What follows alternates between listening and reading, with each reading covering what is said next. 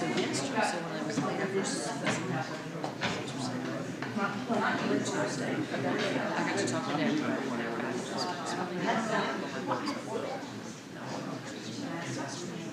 You don't care about it.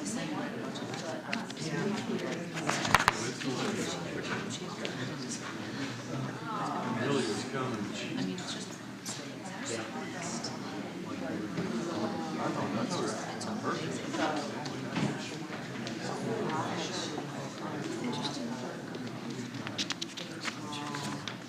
We doing all right? Yeah, good.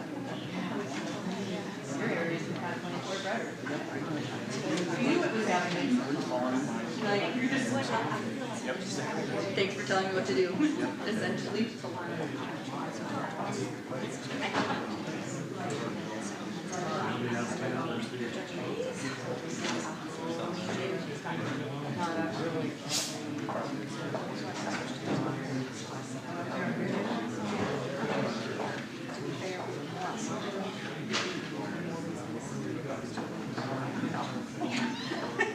And I would have started every conversation with, when I first started out, Yeah, you did. Seriously. so I still think it's very good. Healthcare is why I shouldn't feel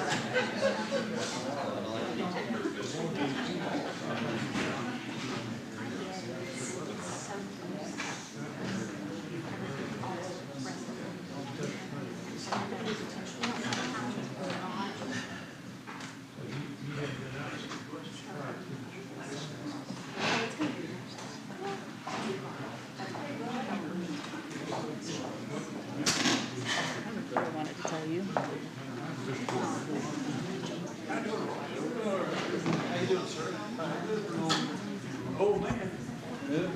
You want yours on food? Oh yeah, I guess. Whoops, it's already on maybe. Stayed that time. Switch and that stuff. Harold got his on. Because he's always got questions.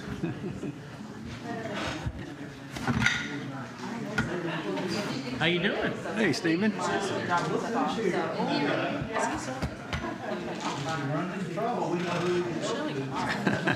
We'll keep an eye out for it.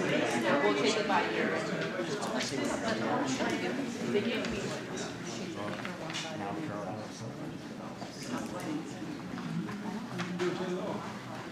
You're going to try to take care of the roof first, will they? I don't think so. God, no. They probably won't get rid of them, but Please no. well, this meeting goes on regardless too, you know. Yeah.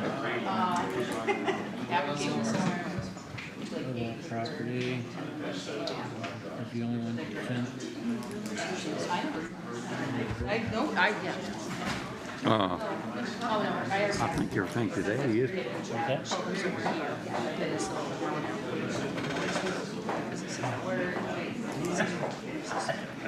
I just wanted to be like, hey, you too. Yeah.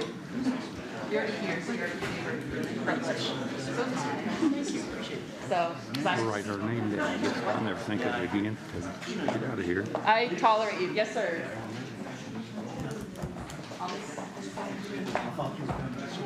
I mean, it's not limited to See, Brad's not here and Mary's not here. We can't both of them. They both not going to. And then No, can't. No. you better have the full bunch, I think. Yep. Yeah, we won't be voting tonight at all. They might would. Before we If it's an odd number, might would. But they can vote on Kennedy tonight. Yeah. Yeah. Hey. see what I got going on here. You on Sadie'ville? Oh, I'm still right next to the green area, so I should be good to go. Oh, you live here in Georgetown, yeah. Hey, how are you? So you know Jamie? I do. Okay. Oh, Jamie, I know. You know what? I need to be Absolutely. quiet. We told him to. So I looked at the numbers. He was speaking. had a maybe for several years. Yeah. They eventually go. Oh.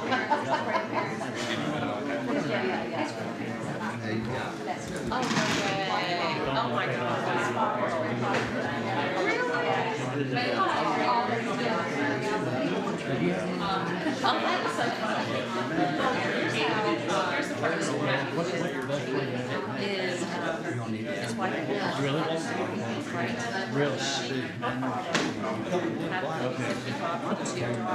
Where they play birds fly. And so I always cook for me. So then we We got Israel sell it. And then we will pay the week. That's what I said. That's good. Yeah.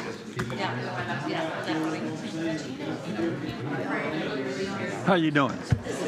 Good, good. It's what? I don't. It'd be easy. It ought to be easy for you all.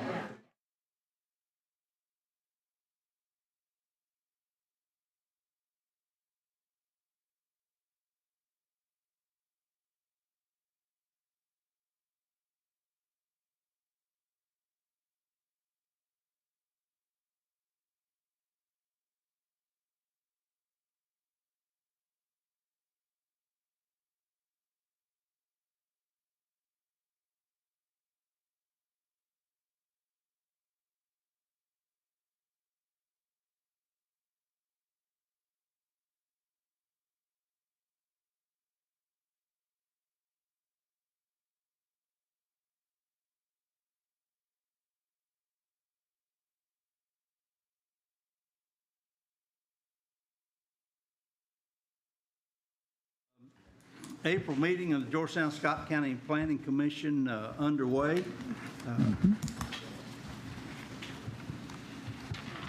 Let me make an announcement before we get started.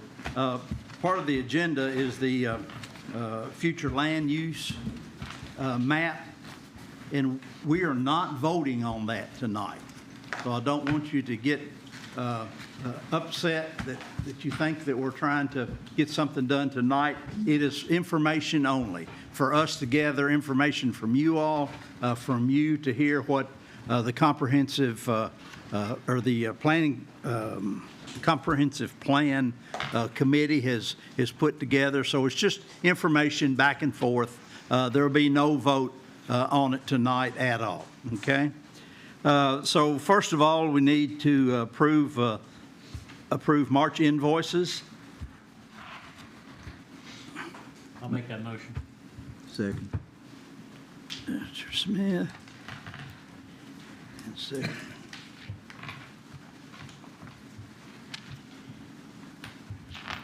All right, I have a motion and a second to approve the March invoices. All in favor, say aye. Aye. Approval of the March minutes. I'll make a motion to approve. Second.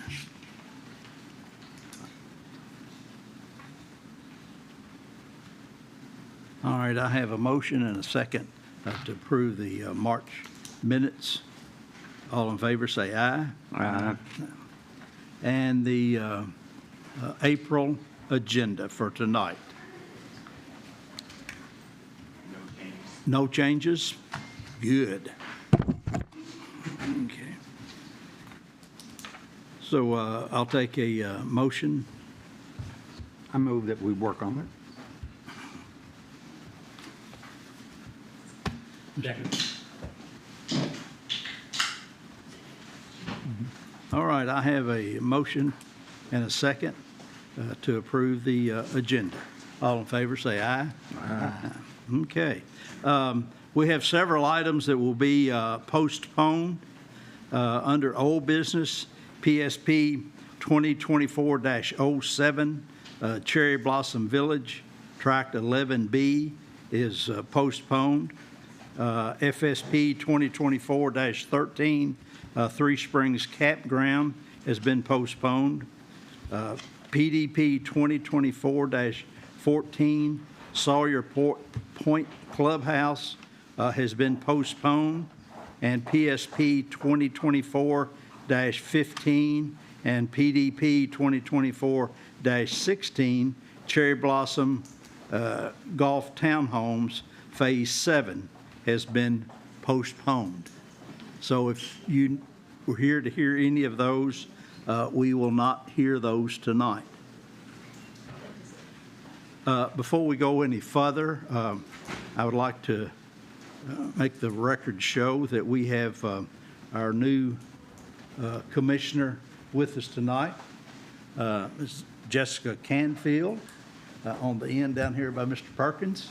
And prior to the meeting, Mr. Perkins swore her in. So if the records show that she has been sworn in and is a duly appointed commissioner.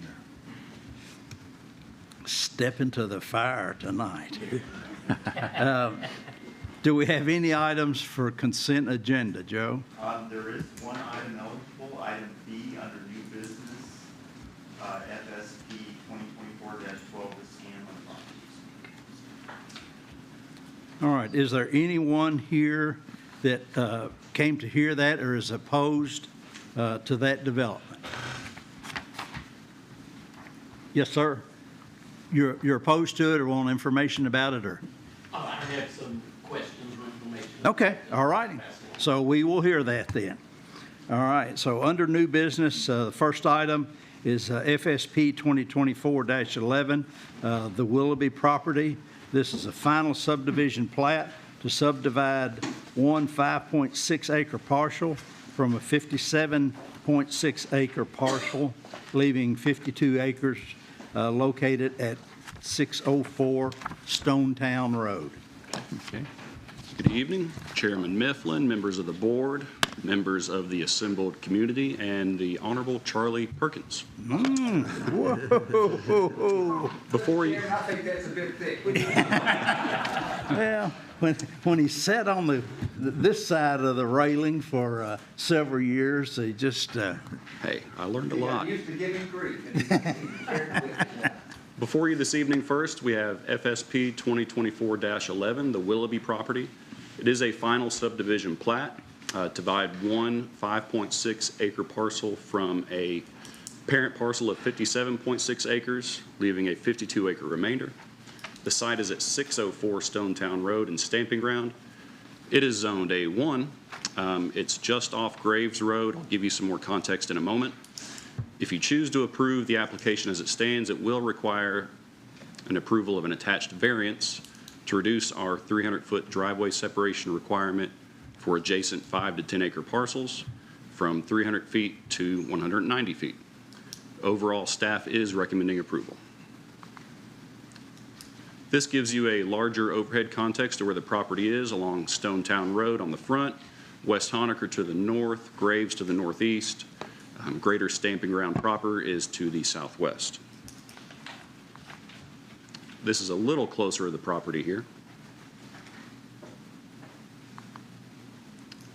As stated before, the parcel in question is zoned A1, as are all the adjoining parcels. Previously, this plat, or parcel, excuse me, was subdivided in 2017 to take a piece of 5 acres down there in the bottom left. As such, we're here this evening for the next division of the property. The area in question is going to be that green dashed flag-shaped area. Again, this flag-shaped parcel will be the area in question this evening. This is the proposed plat as it's been submitted to us. The green highlighted area is the proposed building site. It does meet all of our requirements, including setbacks, lot width. The parcel overall is density compliant for one home per 5 acres in an ag zone. The purple dashed line you see there is the proposed driveway. We'll speak more about that in a moment. The variance in question for this application does speak to the separation requirement for driveways in this area. To the south, you have an adjacent property that has a driveway approximately 190 feet away. To the north, the next driveway is 240 feet. Being that the property as it is proposed to be divided only has 208 feet of total frontage. There's not much leeway, if any, to move the driveway to accommodate 300 feet of separation. There is also an existing farm gate that has been used for a de facto entrance up to this point. So it would be easiest for the applicant to locate their drive as it stands. Even though it doesn't meet the separation requirements, this stretch of road does have good visibility. The lot in question does sit in the bottom of the bowl, so to speak, of this stretch of Stonetown. There is a crossroad culvert here, as you can see by the signage and the mound of rocks there. That is kind of an item of concern. We would hope that the applicant or whoever chooses to build here does not disturb that area when they put their driveway in. And again, this is the opposite direction. Good visibility each way. That's my vehicle there, parked at the farm gate as it exists, so that would be the spot of the proposed entrance as it stands now. That stand of trees just past my vehicle is a bit of a visibility concern as well. Between that and that existing culvert, those are the two hindrances of the entrance. However, staff does still recommend approval of the variance. This is that culvert I've mentioned in question. It drains from the property we're speaking of, across the road down into a farm pond. It collects water from each way. Again, this parcel is in the bottom of the bowl of Stonetown Road there. As you can see by that blue triangle I have up there on Stonetown Road, that highlights the culvert. All of the rain and runoff does drain beneath the road towards that farm pond there. The proposed entrance, again, is to the north of it, where that purple dash line is. The yellow is just to kind of show and signify the slope and drainage direction. There is other water moving through this property. However, staff does not consider it significant enough to deny the application or recommend anything different. This is just to illustrate how water moves through the general area. There is an area of drainage in the proposed building site. Again, nothing major, but it does kind of move south and west from the property, again, collecting in a further farm pond. Overall, our findings are that the parcel in question, is a 5.6 acre parcel, leaving a 52 acre remainder, zoned A1. The newly created parcel does exceed the 5 acre minimum, has a suitable building site. The variance will be required to reduce the separation distance requirement between entrances of two adjacent 5 to 10 acre parcels from 300 feet to 190. There is sufficient site distance in all directions. Staff supports approval of the variance. And there do exist areas of drainage near the proposed entrance. Care should be taken not to disturb this area. Staff cannot compel or require any construction requirements, for the drive, but it should be noted. Overall, we do recommend approval. Again, if you all do choose to approve the application as it stands, you will please need to put language in there that also supports the variance. The conditions of approval is that all applicable requirements of the zoning ordinance and subdivision and development regulations should be upheld. Any revisions or amendments to the approved final subdivision plat shall be reviewed and approved by the Planning Commission staff or the Planning Commission. Prior to the final subdivision plat approval, the applicant shall provide the Planning Commission staff, the GIS division, with a digital copy of the approved plat. And this final subdivision plat approval is valid for 2 years, subject to the requirements of Article 306, Section A of the subdivision and development regulations. And another item I've added as well is any new entrance other than what exists onto Stonetown Road will require Scott County Road Department approval. Representation for the applicant has told me that the county has viewed the entrance as it stands now, and they're okay with it, but they'll speak more to that, I'm sure. I'll entertain any questions from you all. Any questions from the commission for Brett?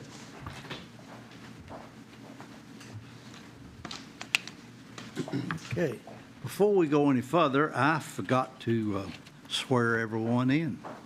So if you plan on speaking tonight, would you please stand up and Mr. Perkins will swear you in.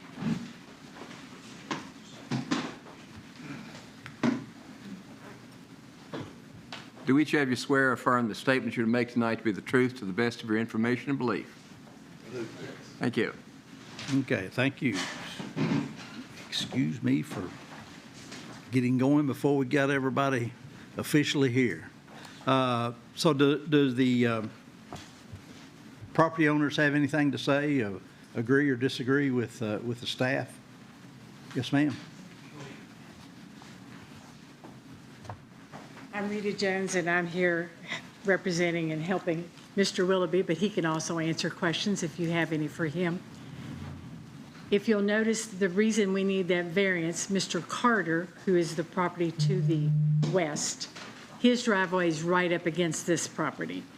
So typically in a 5-acre tract, if you'll build in the middle or so of your property, it won't be an issue, but this was pre-existing prior.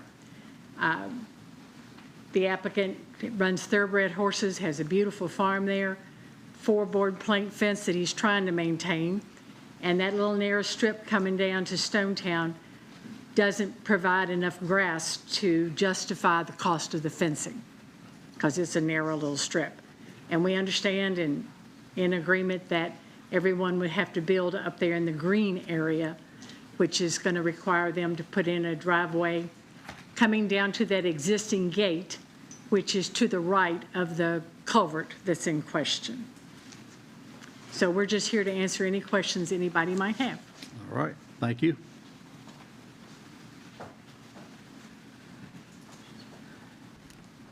Do you want to have questions for the staff or the owners? No, everything's been answered for you? This one. Oh, this wasn't the one, I'm sorry. Yes. Pardon?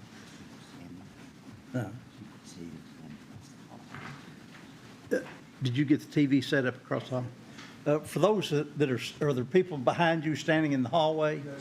Oh, okay. There is a room right across the hall that has television set up there. If you care to sit down and watch it, you're more than welcome to. Then come in if you have any questions. Okay. No other questions, comments on the Willoughby property? All right. I will take a motion.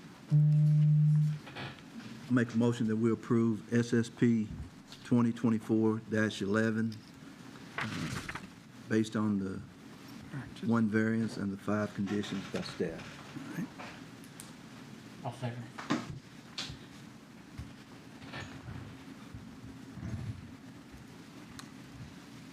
All right. Mr. Jesse?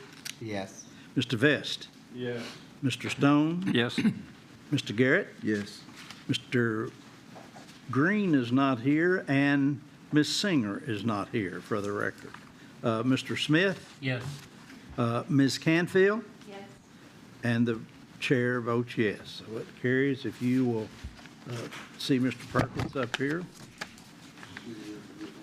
Huh? No, he missed you. Did I not call Mr. Yeah, Stone? Yeah, he called me. Yeah. 2 copies. I checked him off, whether I called him or not. Hold on, that's fountain.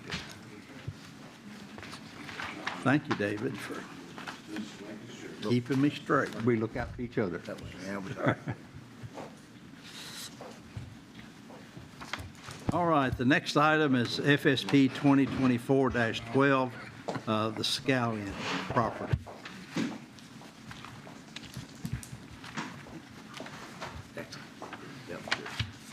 Thank you. As you say, this is FSP 2024-12, final subdivision plat to subdivide a 75.7 and some acre farm into 9 parcels, measuring at the smallest from about 5.1 acres up to the largest, which is the remainder of 13.6 acres, located at 3613 Cynthiana Road.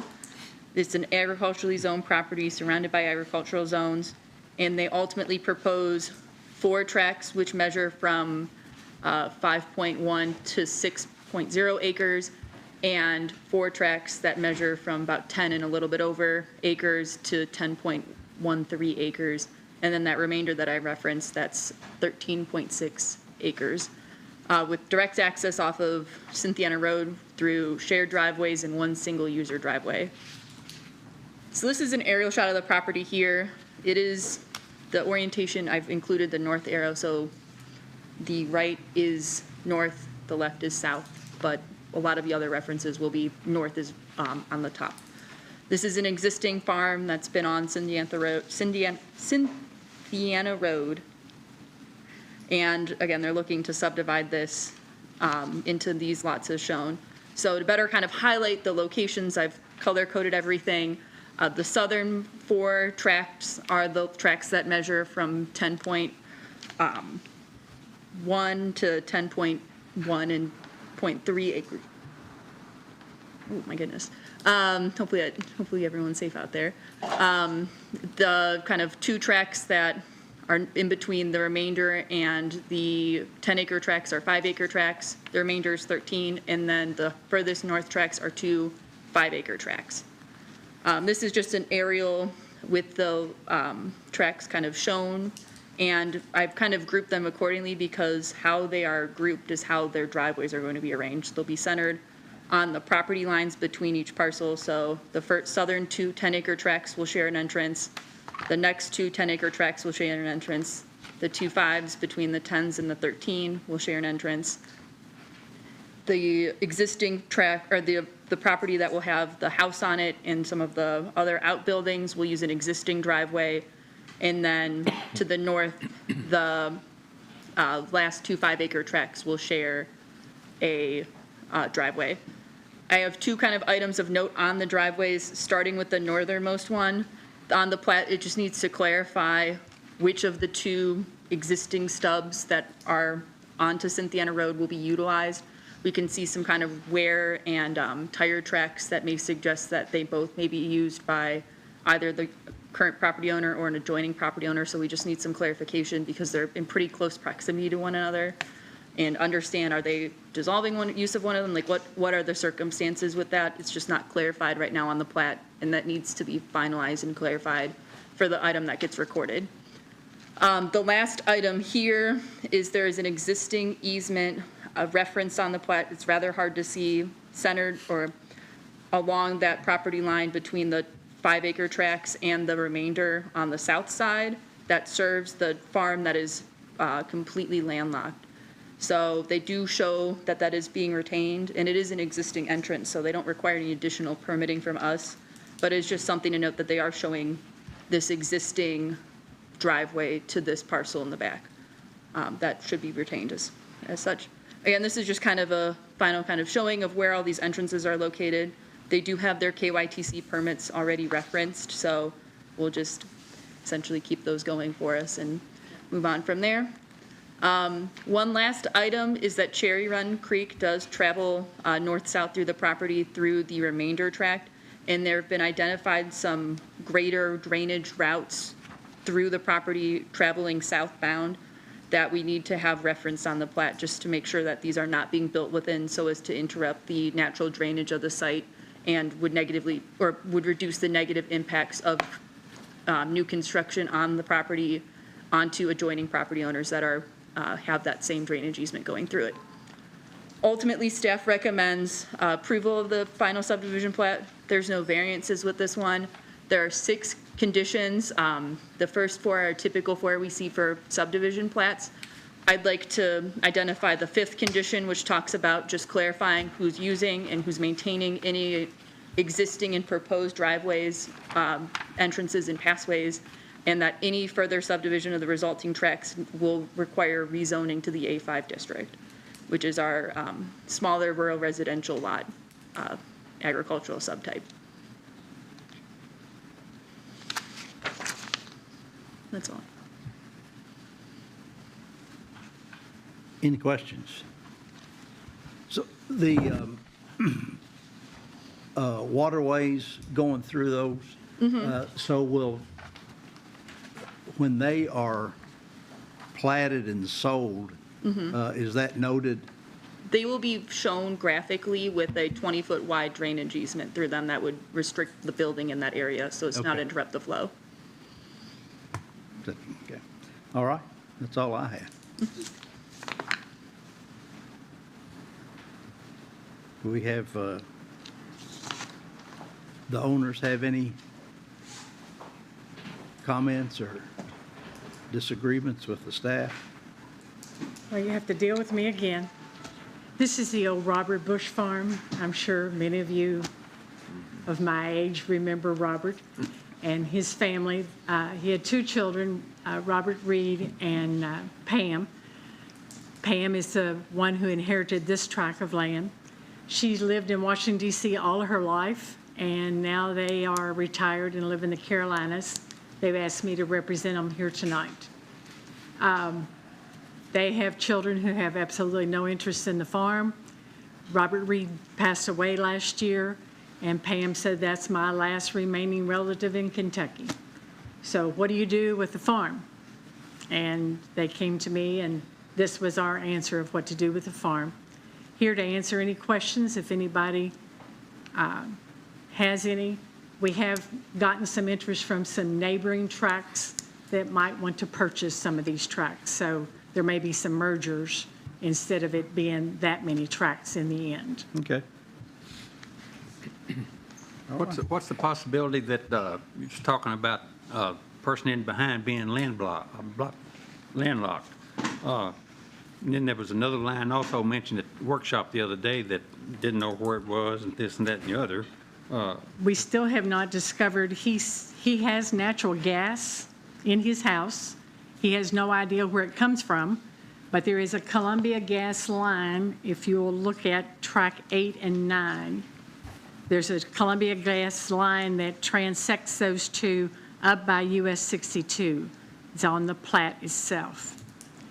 So we have told him it would behoove him to help us find those lines so that we might grant him an easement. And the plat will not be recorded until that's discovered. Because we can't sell property not knowing where lines are. There's some groups there's one called Bloodhouse or Bloodhound, that can find lines underground, so we'll probably be using them to get that done. If something comes up a little later, they find that it's not on that driveway that's been in existence for years. It's not going to be, James. It won't be on the driveway because that driveway is not even close to where that main line is.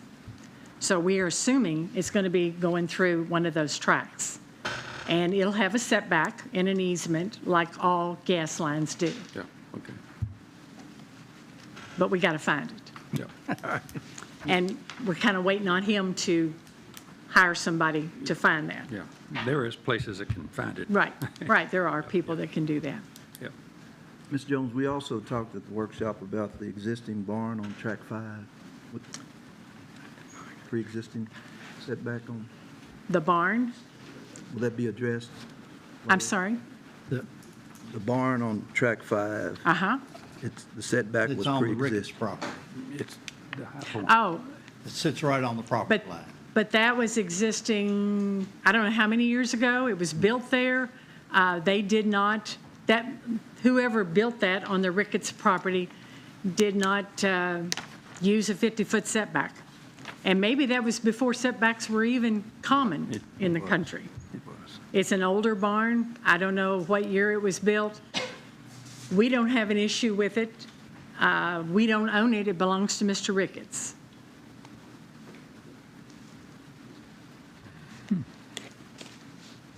Anything else? Thank you. Thank you. Yes, sir. Come to the podium, state your name and your address, please. All right. Well, the Mr. Ricketts you've been talking about, I'm he. That's you. Huh? That'd be me. All right. So, Nice to meet you. well, good to meet y'all. Appreciate the opportunity to talk here a little bit. So, Apologize. It's the first time I've met you. exactly. Yeah, we talked on the phone. So, first of all, you may think, well, I'm here to say I'm against this. I have no dog in that hunt. Doesn't matter to me. Miss Gallen's property. The concern I do have is the utilities. So, kind of a little history here, as was mentioned, best as I can go through all the records and working with a lot of the staff here, is that the property's been in the Bush's name for way back when. The property that I currently own, 3593 Cynthiana Road, that we're talking about with the access easement back to the property, that was owned by the Robinsons about the time that the house was built, roughly in '87, as best as we can tell. So we're about the 7th property owner down the line. So it's interesting, really, until the way this all started is Ms. Jones notified me and said, hey, here's plat what we're looking at. I asked her, I said, so where's the plat for my gas service line, my water service line, my electric line? Where are all those? She got with our surveyor and said, we don't have any. I'm like, well, I think that's a problem. So we're just in the process to try to figure that all out. I have been able to get a hold of the gas company, and I think they were supposed to call you later today. Don't know if they did.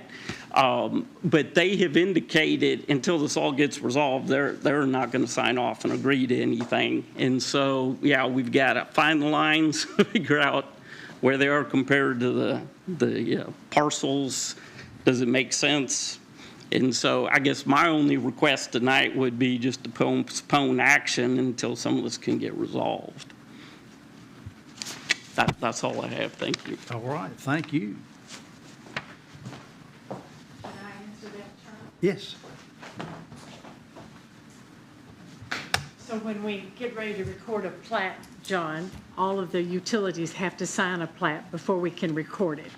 So we're familiar that Columbia Gas would not do that. So that's why we're kind of in a hurry to get those lines discovered so that after our meeting tonight, hopefully, we could record a plat in the next 3 weeks or so.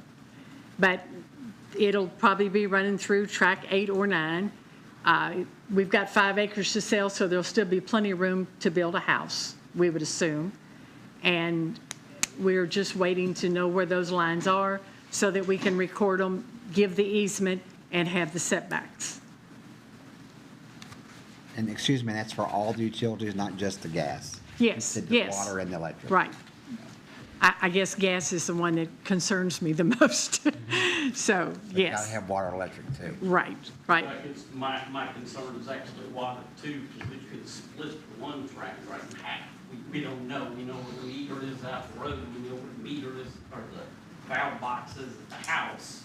Between here and there, we don't know. And it could be literally right down the parcel. And, excuse me, and what year did you, how long have you been on your property? Oh, we just had the house for 3 years. That was built in 1987, so I heard you Yeah. say? So that's what's amazing is it's gone through this many changes and Nothing. never come up before. Okay, thank you. But it's not that deed that the easement affects, it's the deed of the Scallons, so that's why. But you know where the meters are for gas. The water meter, yeah, and the electric, it's overhead, so we Yeah. can see where that's at. And I think you have the electric is, okay, okay. According to your plat, it doesn't have an easement either. Right. So that's what concerns me. We have three services to the house that don't have. But you can be assured that those will be found, identified, and granted prior to recording of a plan.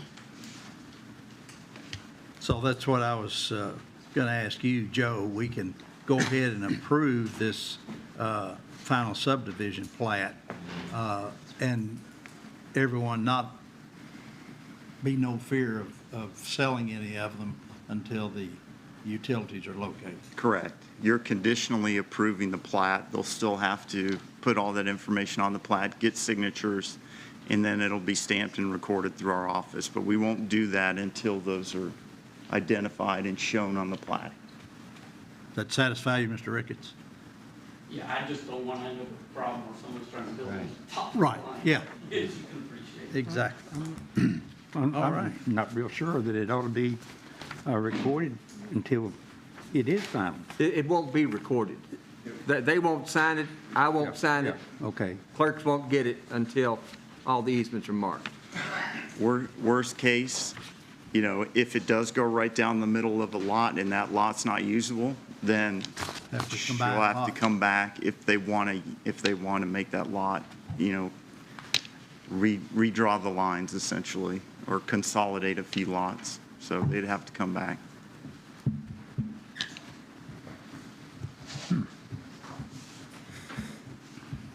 All right. Any other questions from the commission?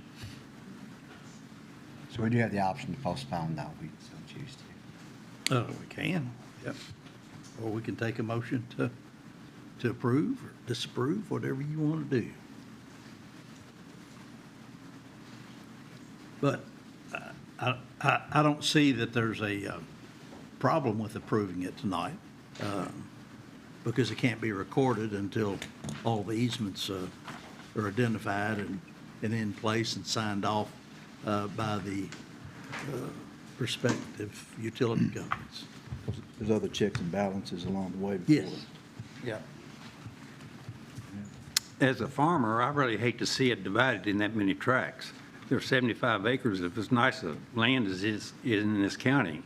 And now you're going to wind up with 9 different tracts, probably 9 different houses, 30-some cars.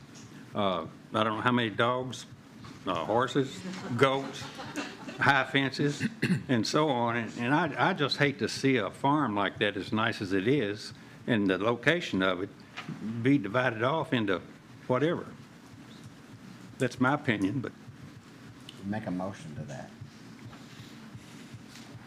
Well, I'll make a motion that we take this one. The number is FSP 2024-12, be postponed until all of this is settled for once and the way it should be, at least. And I second that.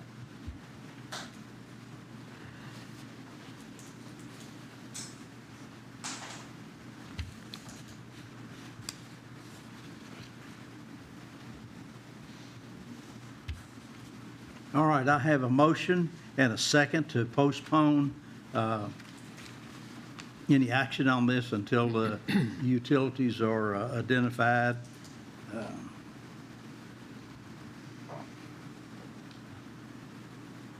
So, Mr. Jesse? Yes.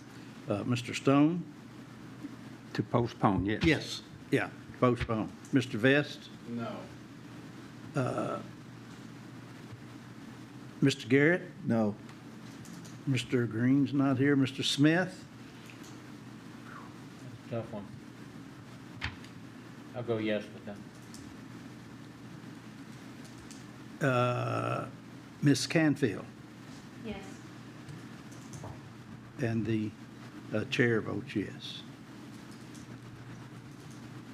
Okay, so we have voted to postpone approval on this until the utilities are identified.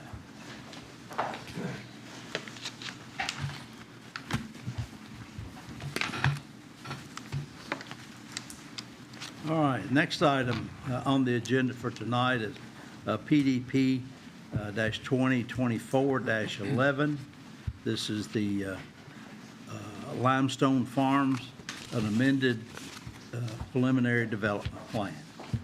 Okay, this is an amended preliminary development plan for a project that you approved the recommended approval on the zoning and conditionally approved the preliminary development plan back in December of '23.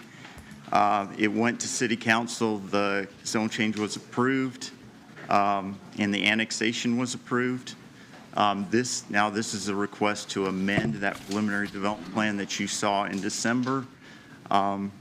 And the reason is they're adding an additional bottling line, small bottling line, and a boiler house building, and additional employee parking. And then they're kind of reconfiguring the tasting, adding a little bit to the tasting room in size and configuring the parking lot and the walking trails on it.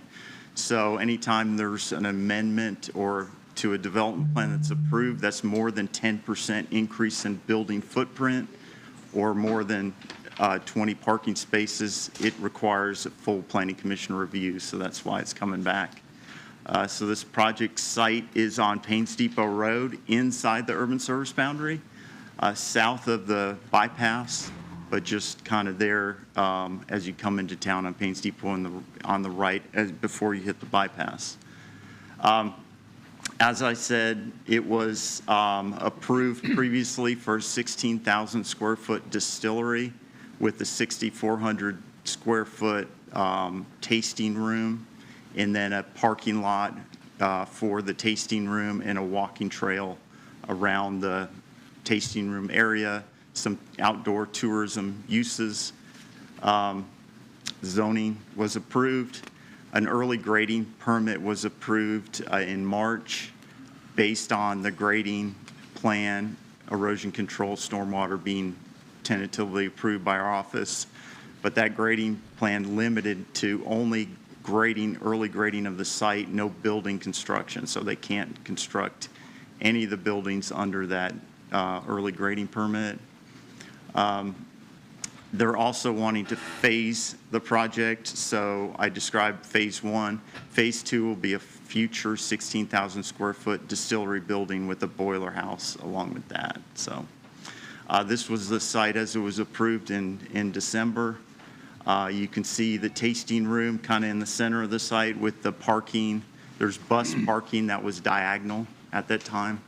And then just parking for visitors, no employee parking lot. It was going to be shared in the visitor lot or be in that loading and unloading area behind the distillery building. So the distillery building is kind of outlined. That white building is a barn that was going to be demolished. They were going to use it for storage. Apparently it's in bad enough shape that it's going to be torn down, but there's also a house on the site that they're going to reuse. They've decided to reuse as a security and maintenance building. But this is the development plan as approved in December. This is just I'll get back to that if we need to look at the tree line there. So this is the new layout. They incorporated the bus parking for the tasting room in kind of pull-through spaces, so no back-end spaces. They pretty much left that parking lot the same. The new parking lot is to the north as you come off Payne's Depot and turn right and come to the site, and then traffic splits. So the visitor parking's to the right and the employee and distillery traffic will go to the left. So there's a new parking lot right there to the left as you come in. The distillery building is still in the same location. The tasting room increases from 6,400 square feet to 8,000 square feet, so just a small kind of building footprint and design necessitated the increased footprint there. But so you come into the distillery, there's loading and unloading in the back. The new bottling line is in the back of that loading and unloading area in the loading dock. The phase 2 will be where that white barn was shown on the aerial, so it'll be just adjacent to the left, closer to the northern property line. They're not going to build that at this point, but they want to get approval to build that building in the future. They want to get it approved as part of this development plan. So this just describes phase 1 and phase 2. They mentioned last time that peak production will be 1,000 barrels per month. There's no rick houses associated with this, so there's no long-term bourbon storage on site. Maximum they're going to hold the barrels on site is 90 days just to allow for, storage to organize shipping off-site, but they're going to do the bourbon aging off-site, contracted place outside of Scott County. So no on-site storage, no rick houses on this project. A lot of this is permitted through the Kentucky Environmental Cabinet. There's like the air quality permit required, and they'll have to go through all the steps to get distillery use approved through state and federal regulators. But it is a permitted use in the B5 district. So I guess the main concerns we had with the first review was just that the access be sufficient for the type of use for the truck traffic, and they will have to upgrade the entrance at Payne's Depot and the driveway to the site to city commercial standards for that roadway. The traffic generation didn't trigger a traffic study, but there's a defined route for the traffic to this site. It's off Paynes Depot Road directly to the site, so it's not through any existing residential areas or any existing commercial areas. It's just an existing frontage road there, which they'll have to upgrade to meet their needs. There is, with this new amended expansion, they will need a variance for the Phase 2 building. The B5 district has a perimeter setback of 100 feet. So that new Phase 2 building will be 80 feet, and it's hard to see in this, but you can see the dark outline of the existing barn in that Phase 2 distillery building is around that barn area. That's 80 feet from that northern property line. There is a pretty good tree line there already. So you can see the barn here, so that Phase 2 future building, so this isn't part of the initial build, but that second building will be where that barn is. But that's less than 100 feet, which that B5 kind of requires that perimeter zone. And then the house they're going to use for the maintenance and security is shown to there. It's approximately 42 feet from the property line. They wouldn't need a setback variance for that, except they're changing the use of it. So I think it would be safe to just go ahead, if you wish, grant a variance for this commercial use of it, because it'll change from residential to commercial. Any boundary between B5 and A1, which all the property around it is still A1, requires a buffer, and we passed an agricultural buffer requirement last year. There's a 50-foot setback, minimum setback, and a 50-foot landscape buffer with a 6-foot high no-climb fence with a plank top rail. That will be required unless they, selling that property before this is developed, which I wouldn't anticipate. But so there will be a buffer in place, and they're intending to use that existing tree line to provide that buffer along with the fence on that boundary. If any of those trees are taken down during construction, then we'll have to replace it with meeting the minimum requirements of that buffer. Parking, they're providing, our requirement is 52 spaces based on the distillery use, employee parking, and number of trucks used in the distillery, plus 1 space for every 150 square feet in the tasting room, since that's a retail type use. So we require 52 spaces. They're providing 77. Landscaping, I mentioned the buffer. The parking, I guess with the previous approval, the Planning Commission granted them a variance to the interior landscape area because the max amount size of interior landscape islands which are allowed to be counted towards landscaping islands in our ordinance is 1,500 square feet, and that's just to keep large developments from putting all their interior island in one space, so they're spread out throughout the parking lot. We waived that last time because they're providing, because of the design of their parking lot, because there's such large interior areas, the way their traffic flows, so they're providing enough interior. It's just in these larger areas, so the ordinance is met, but we need to waive that size of it in order for them to meet it. And that was granted last time, along with the canopy requirements are being counted only on the disturbed area. Since it's existing pasture land, they don't have to canopy the existing pasture. They're canopying the disturbed area. And both those variances were granted with the last approval. So the only additional variance required is to reduce that perimeter setback just on that northern property line. So we are in support of the variance, and we are recommending approval of this amended development plan with this, I think, 12 conditions. And just note that all the previous conditions of the last approval remain in place, and the conditions of the zoning remain in place along with this approval.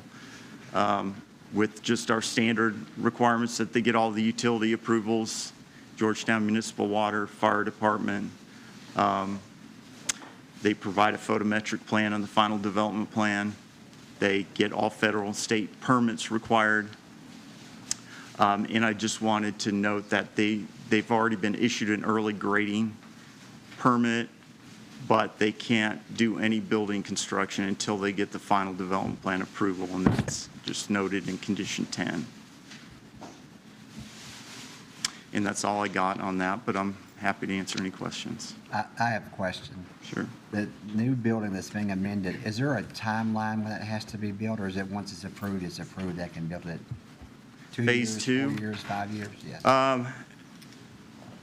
Well, no. Once it's preliminarily approved, they can't build it until they get it approved on the final development plan. But once the final development plan is approved showing that building, then they have as much, as long as it takes to generate enough revenue, I guess, to commence on phase 2. So you're essentially approving it tonight. It won't come back. Okay. But it expired, the preliminary expires after 2 years with a 1-year possible extension. So if they don't finalize this plan, this overall plan, then they'll have to come back. But if you approve this tonight and it's shown on the final development plan, then they're good in perpetuity, basically. Thank you. Any other questions? Sure, Joe.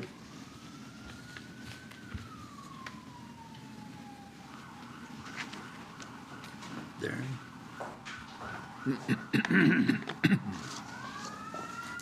Good evening. My name is Charlie Hall. I'm with Thoroughbred. I don't have a ton to add. Really, the updates that are on this plan have come from conversations with our architecture team and MEP, just about how efficiently the different parts of the production would work, and where those should be placed on site for production to be as efficient as possible. And then as well as expanding that's been thought about, and there's enough space for it. But if you have any more questions, I'm happy to answer.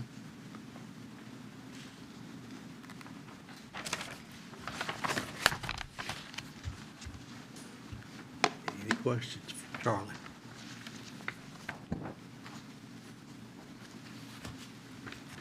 Okay. Thank you. We have any questions, comments from? Yes, ma'am. Lexi Holland, and I'm at Wyatt Terran Combs. I represent the owners of Edge Hill Farm across Payne Depot Road. And I just have a couple of points and concerns that I would like to make tonight. And first of all, thank you all for your time. I know it's going to be a late night. It's a very full room, so I really appreciate you hearing me out.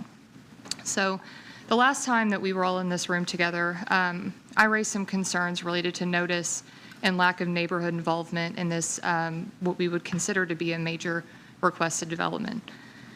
We were reassured by the applicant that we would continue having conversations related to this project and that all of our questions would be answered to the extent possible. Initially, it truly appeared that that would be the case. We've had correspondence with council. We've, done what we thought we could to make this as transparent and neighborly of a process as possible. However, since the zone change and preliminary development plan were approved in February of 2024, we've received little additional information.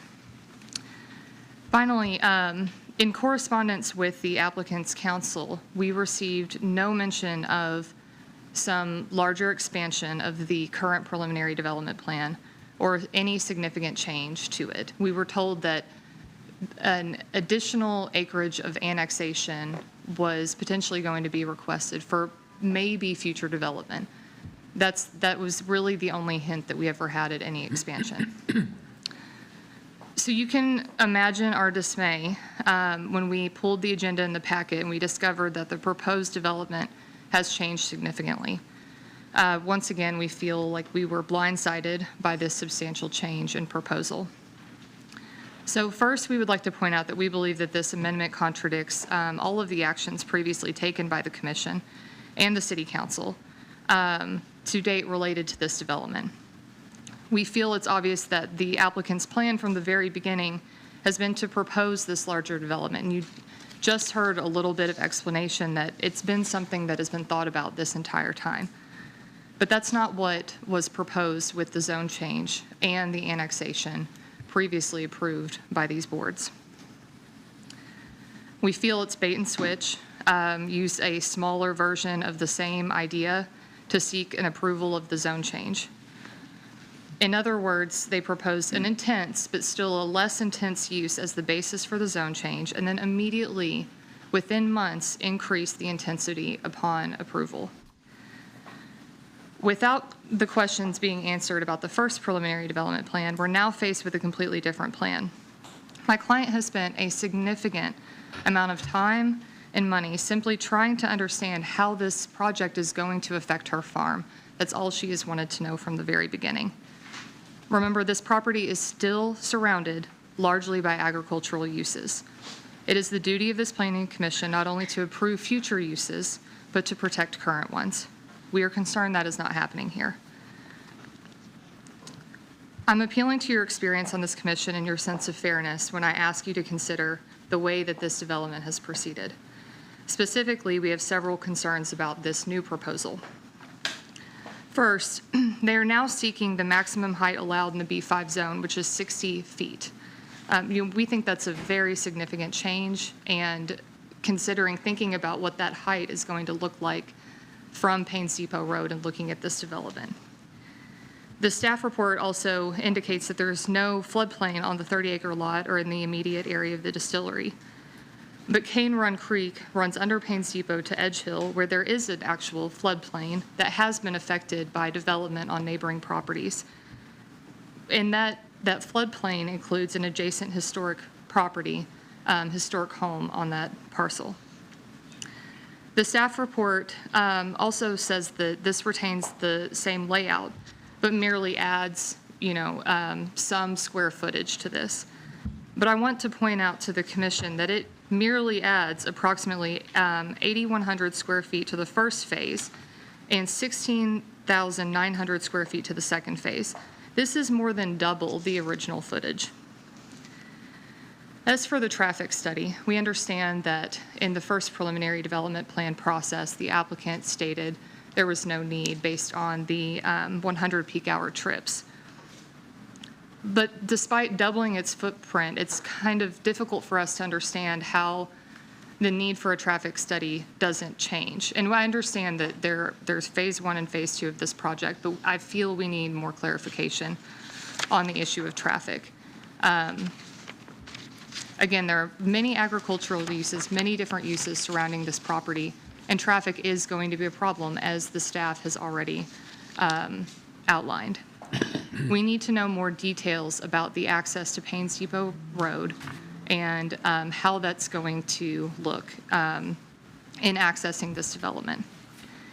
So another point that we were concerned about is the staff report states that the main concerns about this project have been off-site impacts and long-term storage of bourbon barrels. But I think as the prior records of this commission meeting demonstrate, that's really not the case, and that's not the case of the concerns that we have brought forward.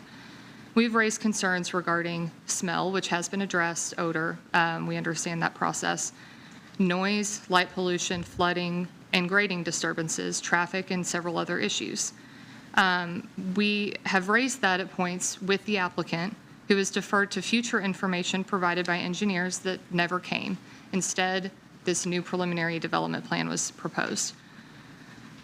We would implore the staff to evaluate all of these issues again in light of the significant expansion of this project, and to just simply consider again whether or not this still meets the goals and objectives of Georgetown's comprehensive plan. And I just want to state, we are not anti-development. My client wants to make clear that that's not what's going on here. We are concerned that the process being used by the applicant is anti-neighbor. We ask for transparency, communication, and to work together for the betterment of this entire community as a whole. That's the entire reason this commission exists. We are also concerned that this project, which is a substantial development, is being rushed to completion. You only need to drive by the property to see that and to know that now, for the first time tonight, there is a permit for grading that was approved in March of 2024. Because the entire premise of this previously requested zone change is different, as is the preliminary plan, we ask the commission tonight to disapprove the PDP and let the prior approved version stand. At a minimum, we would request that the commission vote to postpone this development. Thank you again so much for your time. Thank you. And if you have any questions for me. You allow more public comment? Yes, sir. Just 1 second, Steve. Did you all need to address our comments? If it's okay, Mr. Chairman, I can wait till the end of public comment and address everything at once, if that's okay. That'll be fine. All right, thank you. Mr. Price, you have something to say? Yes, sir. Thank you. You got your timer? I know we did time first.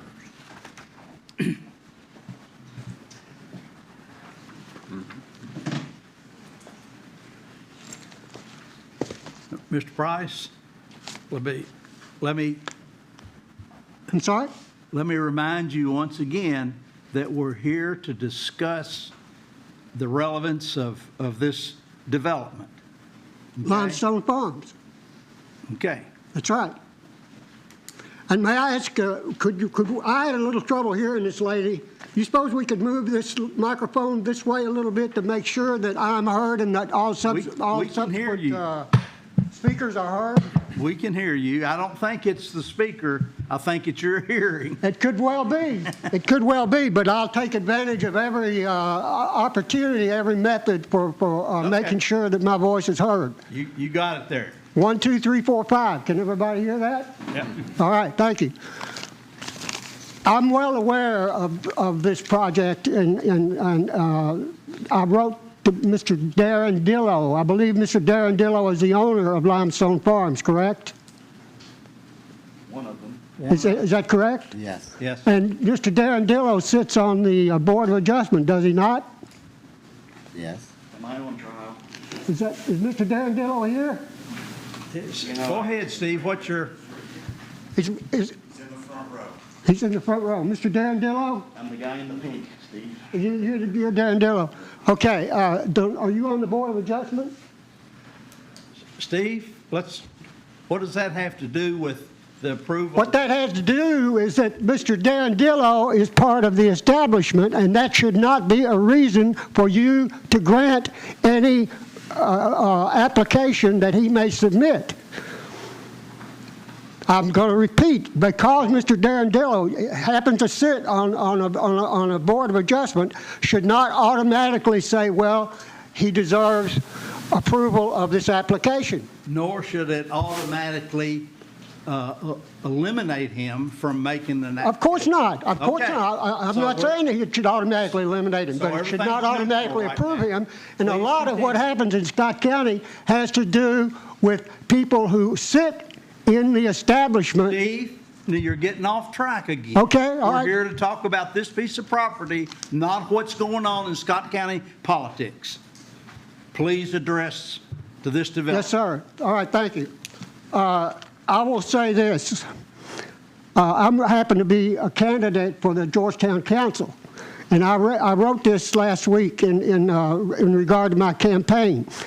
Let's end Scott County's vicious circle of commercial, capitalist-funded vices: tobacco, whiskey, racehorses, and motor cars. Steve? Two of these vices. Steve, we're not here to hear your stand for city council. Okay. We've got another gentleman here that's running for city council. I am not going to allow this to be a political pawn to promote your candidacy. Okay, forget anything about the city council. It doesn't. I still wrote this. That's fine. Okay, and what I said is, let's end the vicious circle of capitalist-funded commercial vices, two of which will be promoted by this project: whiskey and motor cars. Because I heard, and I know from having read in the paper that Mr. Dillow proposes a parking lot. And if you want to do something for your clients, Mr. Dillow, you obviously want to do something by building walking trails. That's a good gesture for your clients, your proposed, or the people you want to be your patrons. But if you want to favor them in the same way, don't create a motor destination. Encourage people to stay home and raise crops on their own land or in their own neighborhood. We could be raising peaches. No, we're not going there. That has nothing to do with this development. And which is healthier, Charlie Mifflin? Peaches or whiskey? Which is a healthier product? Irrelevant. Huh? That is irrelevant. What we're here tonight is to discuss the merits of this development. And the big demerit of this project is to sell whiskey. And I'm saying we could use that land to grow peaches if you will preserve it. He uses that land to raise cattle also. Okay? Well, which is healthier, peaches or whiskey or cattle? Which would you rather have? He's dividing the land up and doing it, promoting it in different ways. I'm sorry, now, what's that? Do you have anything else to say about this development itself? If not, we're going to move on. I have said what I've got to say. I'm saying we could have a local economy based on peaches and all kinds of fruit and wheat. We could be eating fruit pies and vegetable pies. By the way, this is all garden seeds. Thank you. All these garden seeds could be cultivated on the land under which will be under Mr. Dillow's parking lot. And to create any motor destination is a big mistake when we could be preserving land for cultivation of crops. Thank you. Thank you. You can go to the library and get all the free seeds you want. Thank you. Get all what? Seeds for gardens. I got it. Thank you. All right. Thank you. Is there anyone else?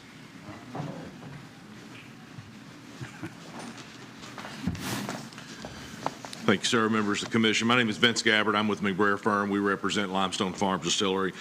Just a few remarks. I'll keep them brief and happy to answer any questions. As staff noted, these are minor adjustments to the already approved development plan. We don't have any problems with the conditions set forth.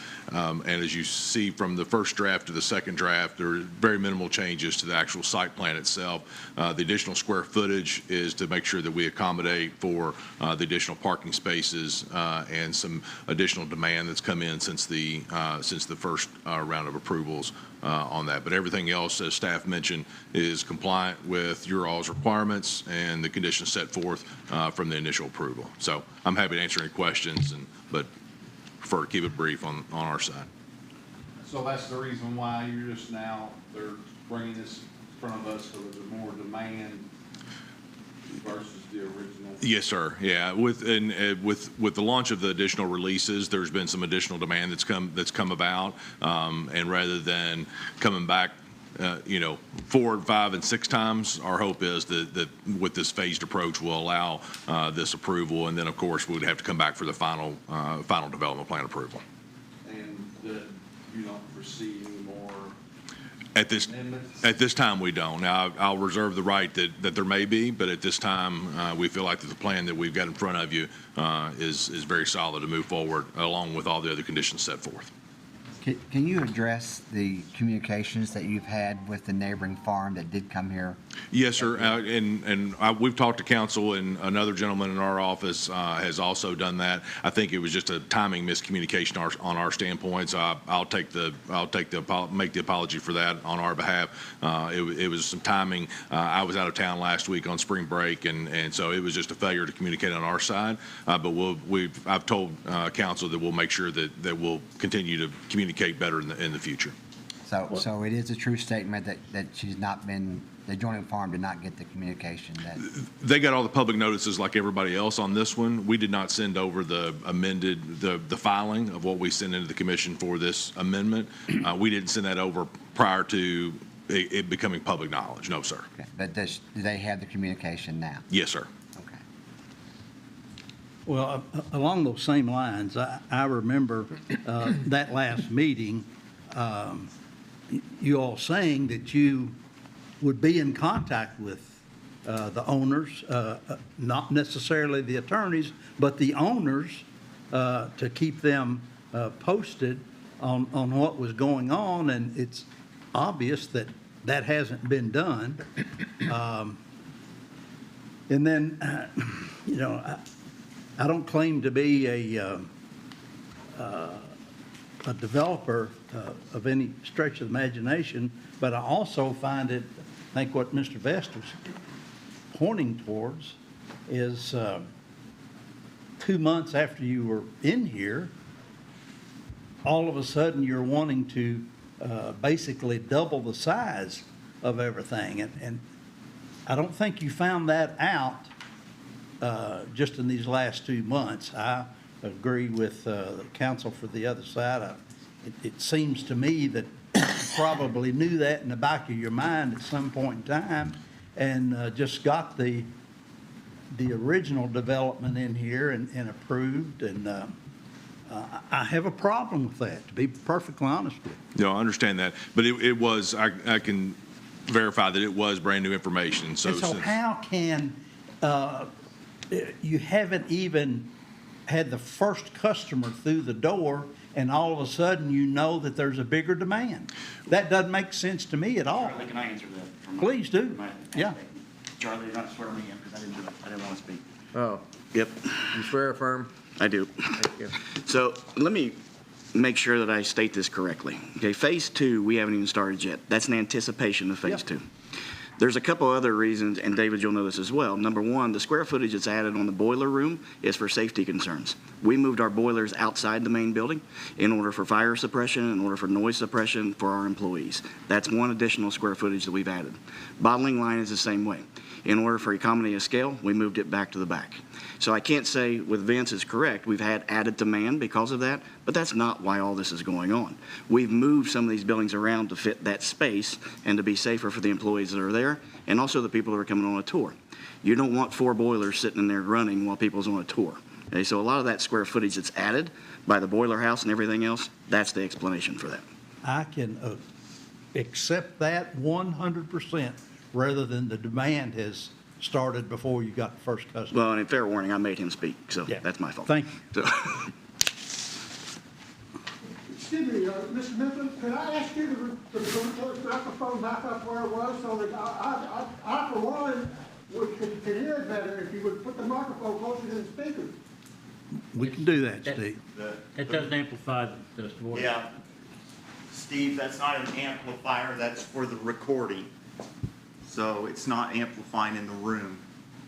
Maybe you can go by the TV in the other room. You might be able to hear at the TV. So you telling me that this is not, that microphone doesn't feed a speaker in this room? It feeds the recording. It feeds the recording. It so we can doesn't take feed minutes. an amplifier. Maybe we should get him a chair. Let him sit up here. Well, then, from my point of view, from my point of hearing, people need to speak louder because I can't hear you. What do y'all think? Look at this man, he's nodding yes.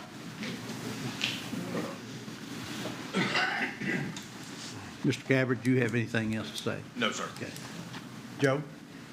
Oh, I was just going to say, I was just going to go tell them, go in front of the TV. We'll turn the volume way up on the TV. Thank you. Okay. We could possibly move him a chair, and there's spaces where he can sit closer. All right, is there anyone else that has any questions or comments about this development? I think so. I didn't intend to say anything. I'm just here to learn about what it's like to be in Scott County, but. All right, please come up to the podium here. Did you request to speak? But I'm happy to say whatever you'd like me to say. Okay. Is what you're about to say the truth, to the best of your information and belief? What's his name? Sure. And what's your name? I do. My name's Jason Grove. Jason Grove? Grove, right. And I'm just new to Scott County. I've only lived here for about 15 years. But we don't need a traffic study, but they're not sure how many people are gonna show up. They're gonna ship whiskey in trucks down the roads my kids drive on, but we don't need a traffic study. We're gonna develop the land, but they don't wanna talk to their neighbors. And when they say it, it sounds like they're saying something they don't mean. I'm not against, I think tourism would be great, especially if it helps pay the taxes around here. I don't know if you guys know this or not, but the taxes are a little high. So I'm not against the man selling whiskey. I like whiskey. Maybe it'll be good whiskey. But I'm a little concerned about the whole, she brought up a good point. You're saying we don't need to know what's going to happen with the traffic. We don't need to know about the neighbors. But we do. Because tractor and trailers full of whiskey kill kids and people like me and you too. And that road's not the greatest road. A lot of our roads aren't the greatest roads. So, I mean, I want him to have a distillery. I think a lot of people probably do. Good for taxes. But I don't want to, watch. I like Scott County because it's a county and it's got a lot of farmland and it's beautiful. And the real reason I came here tonight is because you guys are also going to talk, maybe not tonight, about a big farm in Great Crossing that you want to turn into a bunch of warehouses or something. That hasn't been decided. I understand. I'm just a citizen and I'm just trying to listen. Yeah. But I'm listening to things that make me think, well, wait a minute here. Wait a minute here. You brought up a good point, like, hey, how come you said it like that? And then he clarified it. But in my ears, there's a lot of things that still need to be answered, like, how are you going to affect our roads? How many people are going to come here? Those kind of things I think are actually real, in my opinion. And the neighbors clearly saying, hey, how come you guys stopped talking to me? I don't much appreciate when my neighbors stop talking to me either. That's what I got to say. Thank you very much, Mr. Crowe. Have a good day. Yeah, I'm just back there.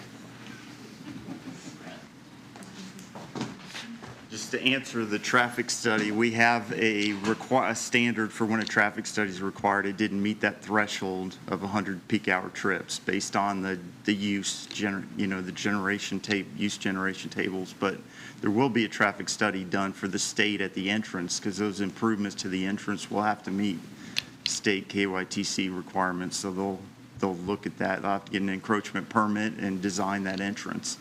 As far as traffic generally on the roads in Scott County, a lot of trucks traveling through Scott County. I don't think the traffic study would show anything about that. I mean, it would just look at the safety of the intersection. Because it is a state highway, there will in fact be all those things will take place. Yes, it's a state entrance, state highway. So you mentioned the number of trips in and out. Where do you get that information from? Where does that come from? The ITE, International Traffic Institute of Traffic Engineers Manual of Traffic Generation by land use. So thousands of studies, and they compile the data by land use type, the amount of trips they generate, and that's, the studies are compiled, and that's what's referenced to see what the traffic generation would be. Gotcha. Joe, I have one more question. Yeah. They mentioned about the flooding that affects Edge Hill Farm. So do we know to what effect this project impacts that farm as far as runoff and flooding? They'll have to meet our stormwater requirements. There's a detention pond in the corner there. They'll have to replicate pre-development with the post-development runoff, so have the same volume of runoff that's pre-development site after development, and they do that by detaining it in that pond there and then releasing it slowly as it did pre-development. So it'll have to meet our requirements, and that'll, before the final development plan's approved in the final, I mean, I think they've done the design already, we've reviewed it, so it meets our stormwater requirements. And then the purpose of the 60-foot height, can someone explain to me why it's so tall? Well, maybe they can explain it, but there's a 60-foot height max in the B5 district. I think they're doing a barn-style building with the peak maybe close to 60 feet. I don't know. I don't know if they have final design, but I've seen an image, but it probably won't be 60 feet, but it's a barn style, so. What's the height of the existing barn? Do you know? I'm only 5'6". I don't judge height. Right. It all looks big, huh?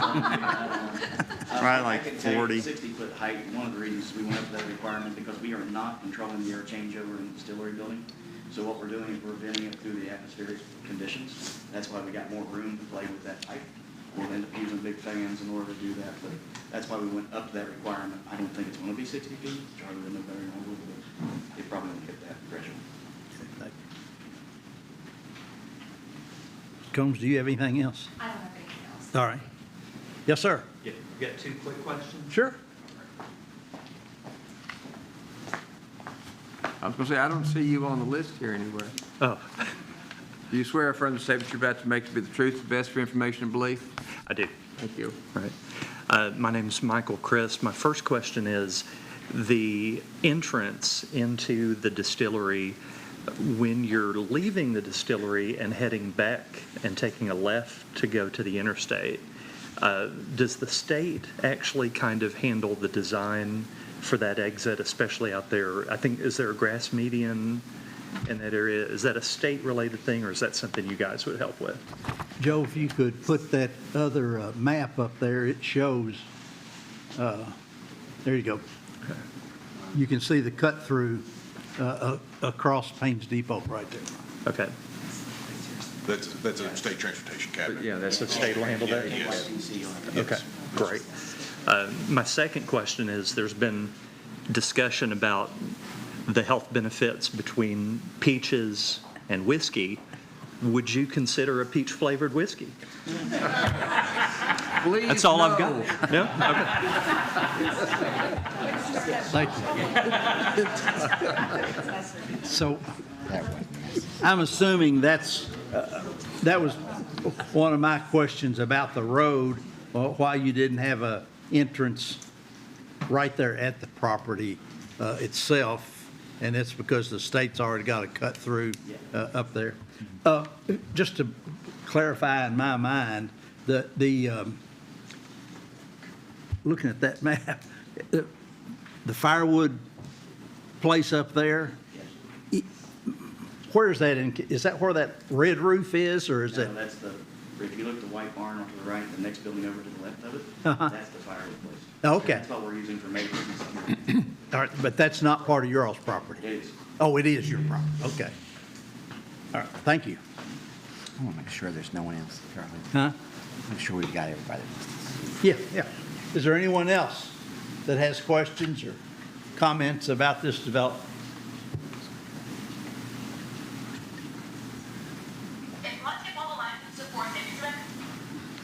So you're ready for a motion? All right. You ready for a motion? Yes, I'm ready for a motion here. Before I make my motion, I'd like to make a couple of comments here. Most of the concerns that have been laid out here will be addressed as this development moves through the system. It is very unfortunate that the neighbors were not contacted the way that was supposed to have happened. That's very, very unfortunate. But at the end of the day, as far as all the other things in consideration, they're all going to all be addressed. So I make a motion that we do approve PDP 2024-11. All right, that's, yeah, I've got something on. You stay a second. Okay. I will second that.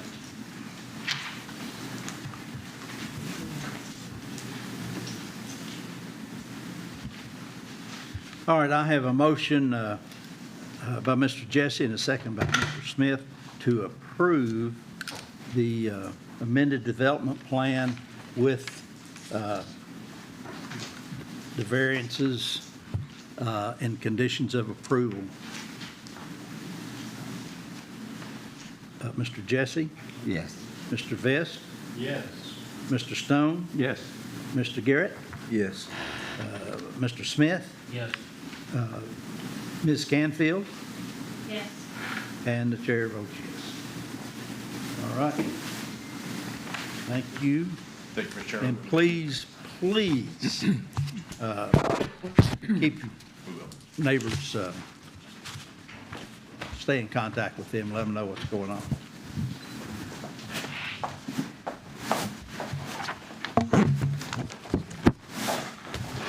All right. I've got a feeling that's, next is what everybody's here for. Yeah. Next item of business is a public hearing, which I'm opening now, and have a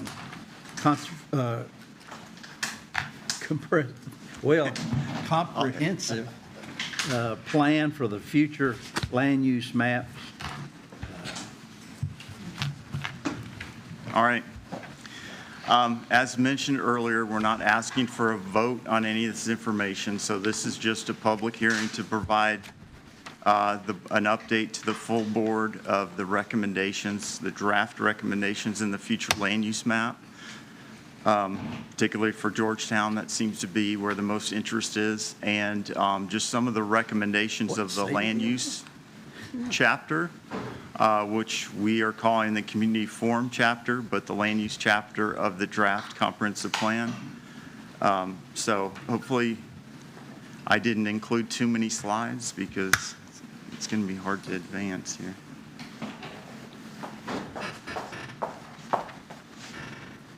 You might need to advance for me. So I wanted to first just to step back and review briefly kind of the KRS requirements for a comprehensive plan, and there are really two parts. One is the statement of goals and objectives, and then the second part is there's three required chapters or elements in a comprehensive plan: land use, transportation, and community facilities. So the goals and objectives were done. We went through a public process, adopted goals and objectives, and the goals and objectives really are the framework for the plan. In the individual chapters, kind of fill out the details on how you're going to achieve the goals and objectives, kind of what strategies, what policies, what recommendations you're going to have to achieve the goals and objectives that you adopt. And they follow the chapters of the plan or the themes of the plan, if there's any specific theme that your plan has. So we have 9 chapters, and one thing we do, the comprehensive plan is required before you adopt any land use regulations. So before zoning or subdivision regulations are adopted, you need to draft and adopt a plan, and those regulations implement the plan. So the plan comes first. And we've had a comprehensive plan in Georgetown since 1958, I believe, and in the county since the formation of the Joint Planning Commission in the 70s. So that plan is updated every, KRS requires you to look at that plan every 5 years and re-adopt or amend it as needed and then adopt it. So we've re-adopted the plan or amended the plan multiple times over the last 70 years. The guide is to look at it every 5 years, but there's no, as long as you have a valid comprehensive plan in place, there's no requirement of a specific timeline unless you get a judgment that you've not done, your duty by drafting a valid plan, and then they can set a timeline for you to do it. But the 5 years is a guide, and we try to look at it every 5 years. And the reason, particularly for Scott County, is we're a rapidly growing community. There's a lot of changes that happen in 5 years. We need to update the data and look at kind of the growth trends and the way we're going. But the one thing we try to do is maintain continuity from one plan to the next. So we're not kind of going all over the place, changing direction. So we try to maintain continuity, and that's one thing that we're really we focus on. But what is the comprehensive plan? It's a vision for the community on how it wants to grow and what it wants to look at some point in the future. Typically 20 years is what we look at for growth projections. For, we're looking at a 20-year period in the future and trying to plan for that.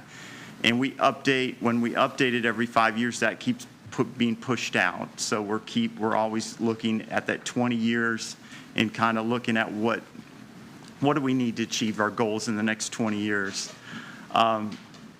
It is a land use plan at its basis, or at its basic sense. So this is a land use plan for the community.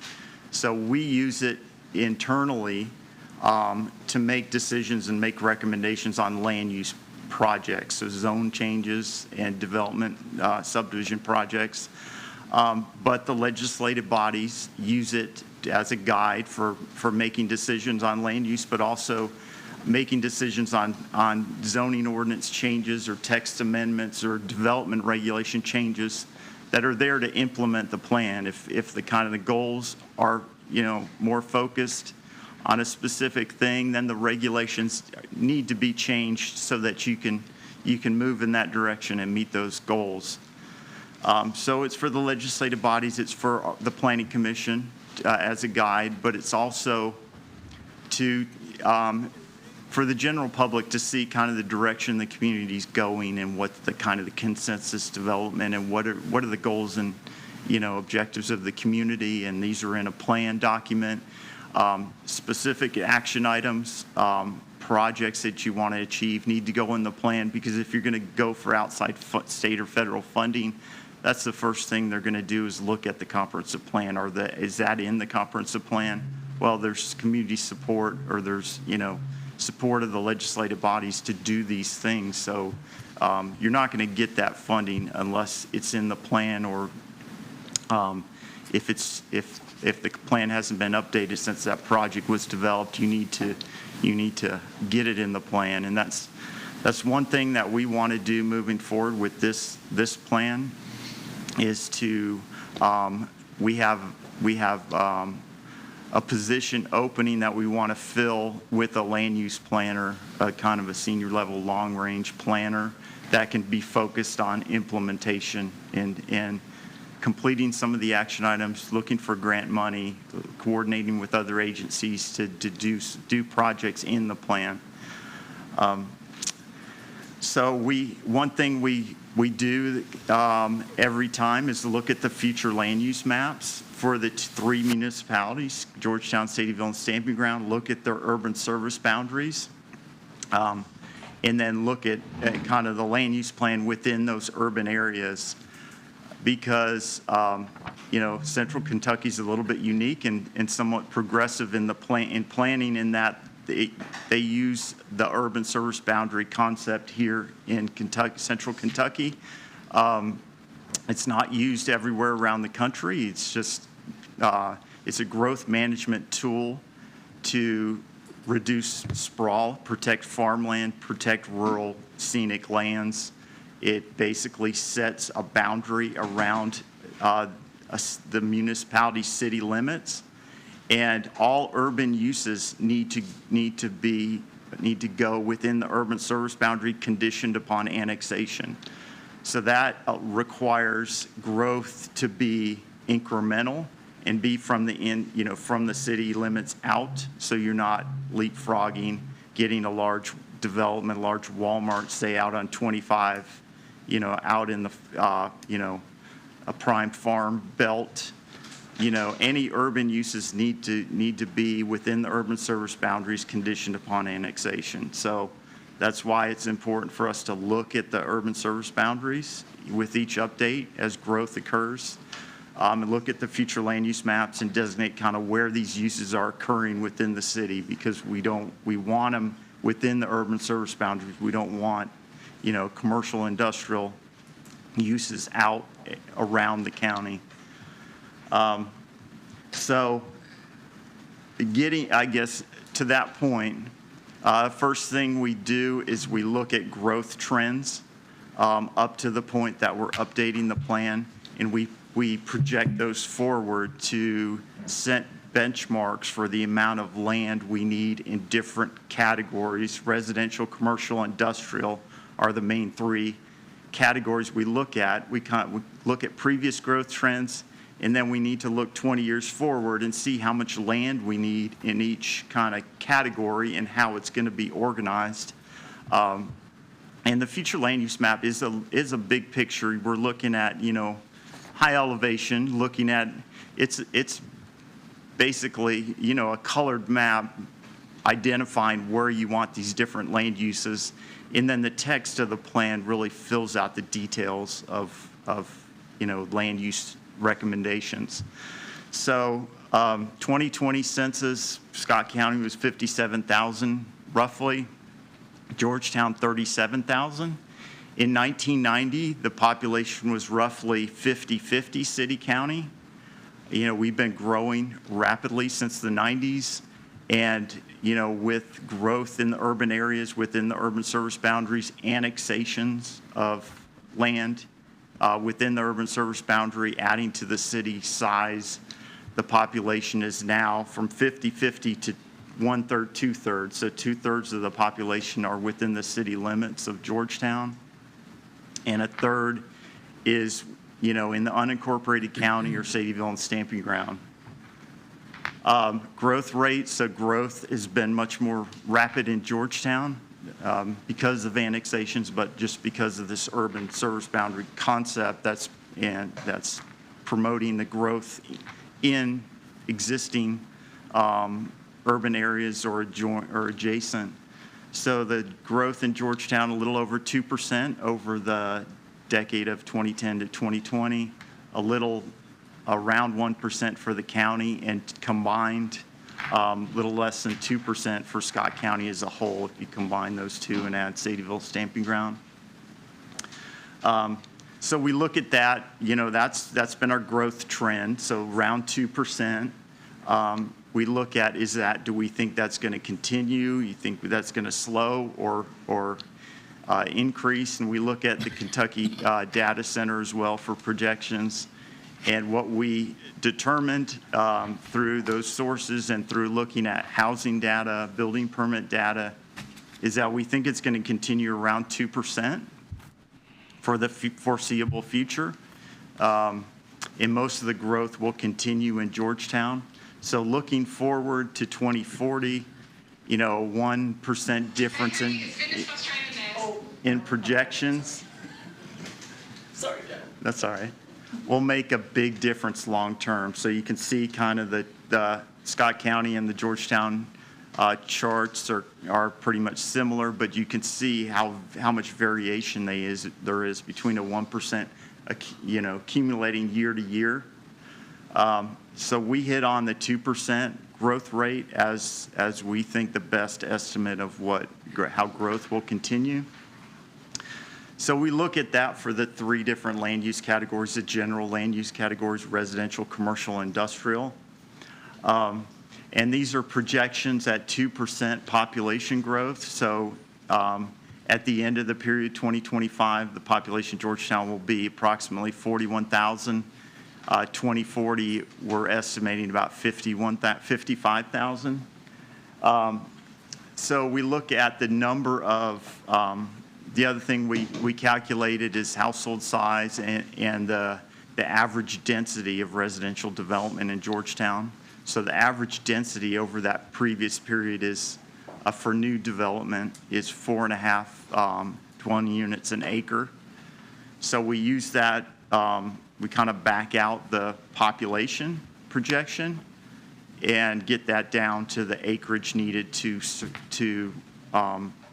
provide housing for that population. So, you know, the growth in people or population divided by the 4.5 dwelling units an acre comes to 1,500 new dwelling units expected to meet that demand or to provide for that demand over the first 5-year period. And then it goes up over time, you know, as the population grows.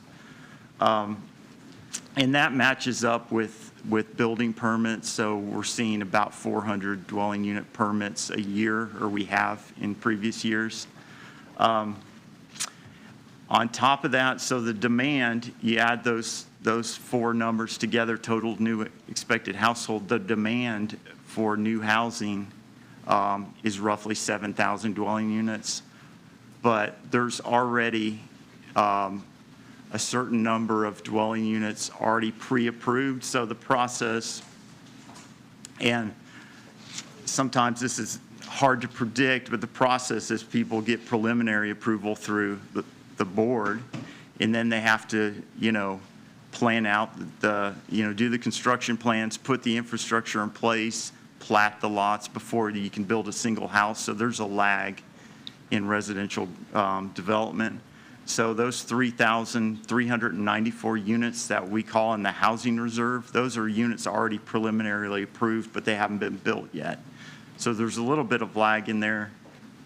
So roughly half of the demand until 2040 is already pre-approved. So this just summarizes that. Residential units needed to meet the projected population growth. And then the units already with approval, and then the expected units available in planned areas. Those are areas in our future land use map planned residential. So if those were minus already the areas that already have projects approved on them, just the remainder. There's in our current urban or in our recommended urban service boundary, there's 6,210 potential units in areas planned or zoned residential. So there's a net surplus to 2040 of land available. Now that doesn't mean that there's not a housing crisis and there's not, housing affordability crisis. This just means that the land is there available, but we need to kind of make it easier to develop more affordable housing to, or cut the red tape in some areas, or just think of or come up with areas to improve to get some more affordable housing that's quality and available in the community. But there is the land available, planned residential. For commercial and industrial, we essentially did the same thing. We took the population projections, at the 2% growth of 55,000 people in 2040, and we looked at the current today acreage of commercial land per capita in the city, and that gave us a number, a benchmark. And then in order to meet that in the future, we need, that amount, 346 acres of commercial land. We have a lot of commercially zoned land out in the county that's undeveloped, that's sitting vacant. There's some large property owners that have a lot of commercial land that aren't developing their property. There's the demand for commercial property has gone down a little bit. I mean, as far as with online shopping and so forth, there's not as much demand, and we haven't had the households either to bring in some of the large commercial properties, some of the larger grocery stores. I know there's a lot of commercial developers looking in the community right now because we're really almost at a tipping point where we're going to see more commercial growth, and we're also on an interstate that people can jump on and get to shopping easily. So we do have a net surplus of commercial land So the land is here, it's just not developed currently. So we didn't see any need to, find more commercial areas to designate in our future land use map. The one area of deficit is in the industrial, just general industrial, I would say. And this is based on, this can be skewed a little bit by Toyota because Toyota is so large and it's such a huge campus. But it is built out for the most part. But there's, based on the per capita industrial acreage in town, projecting to 2040, there's a net deficit of industrial land based on our calculations. Joe, before we go any further, can you explain the difference between commercial and is there a differentiation in industrial from Toyota to a mom and pop machine shop? Yeah. The commercial land use designation includes all the commercial zone districts. So it includes, and with this update, we combined office with commercial. So it also includes office. So all the retail service uses, so the general office district, the neighborhood commercial district, the highway commercial, planned commercial, downtown commercial, and community commercial is another. We have 5 commercial districts and 2 office districts. So they're all combined together. So when we designate a land commercial, it's really context sensitive. So it may not be appropriate for a used car lot, and it won't be zoned B2. So the differentiation comes when the zoning is applied. But industrial too, we have just a light industrial, a heavy industrial, and then we have a district that was created when the Lanes Run Business Park was created, I believe around 2000. It's BP1, it's business park. So it doesn't allow any heavy industrial, doesn't allow any trucking, doesn't allow any outdoor storage. It has controls of building design, lighting, landscaping, setbacks. Both of those have further designations within them, all commercial and all just because it's industrial or commercial, it doesn't mean that a Toyota's going to go in there or a big box store or anything else. So there are designations within those designations so that it's not all grouped in together. Yeah, and the BP1 district was created because of that, because we didn't want to see any more heavy industrial uses. If a use like that were to come in, there's no area necessarily planned for it. So we would have to go through the process of amending the future land use map, getting a zone change. Those are kind of standalone type uses, but the business park was to allow some light industrial, but mostly to try to diversify the economy to get more like corporate headquarters, scientific, uses, laboratories, something with high scientific input, technology. So to promote that, and that's why Lanes Run was created, so that we could get those uses in Georgetown and, have a city-owned park that could bring in those uses. If another Toyota-type use would come in, there'd be no land use designation in our plan for that. It would be, a giant thing that would have to, the community would have to accept, and we'd have to change the plan to accommodate that. But And Joe, I have a question, and you may have flashed it I couldn't see the actual number. What is projected population for Scott County in 2040? Was that 90,000? It was for Scott County? The whole. Oh, I don't have this in that slide. At 2%, you have to calculate it out yourself. So it's an 2%. exact number then. It is. Right now, it's 50. I would say in the 80s. With our last comp plan, we projected 2045 at 100,000 when we did 100,000. So, yeah, I would between 80 and 90,000. Okay. If you do 2/3, Georgetown 1/3, so And along the lines, 25,000. also Charlie's question, you're talking about what the community wants, and is the state of Kentucky having authority to come in here and dictate that Scott County will do A, B, and C on how we do things? Or is it? No, there's local control over land use. Okay, thank you. So we're not Oregon or Washington, which has more state mandated requirements, but Hey, Joe, you was talking about, when you started, you talking about residential, commercial, and industrial.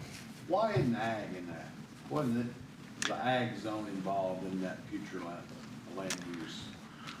well, I mean, it kind of is, but ag is the rural service area. So any area outside the urban service boundary is designated ag.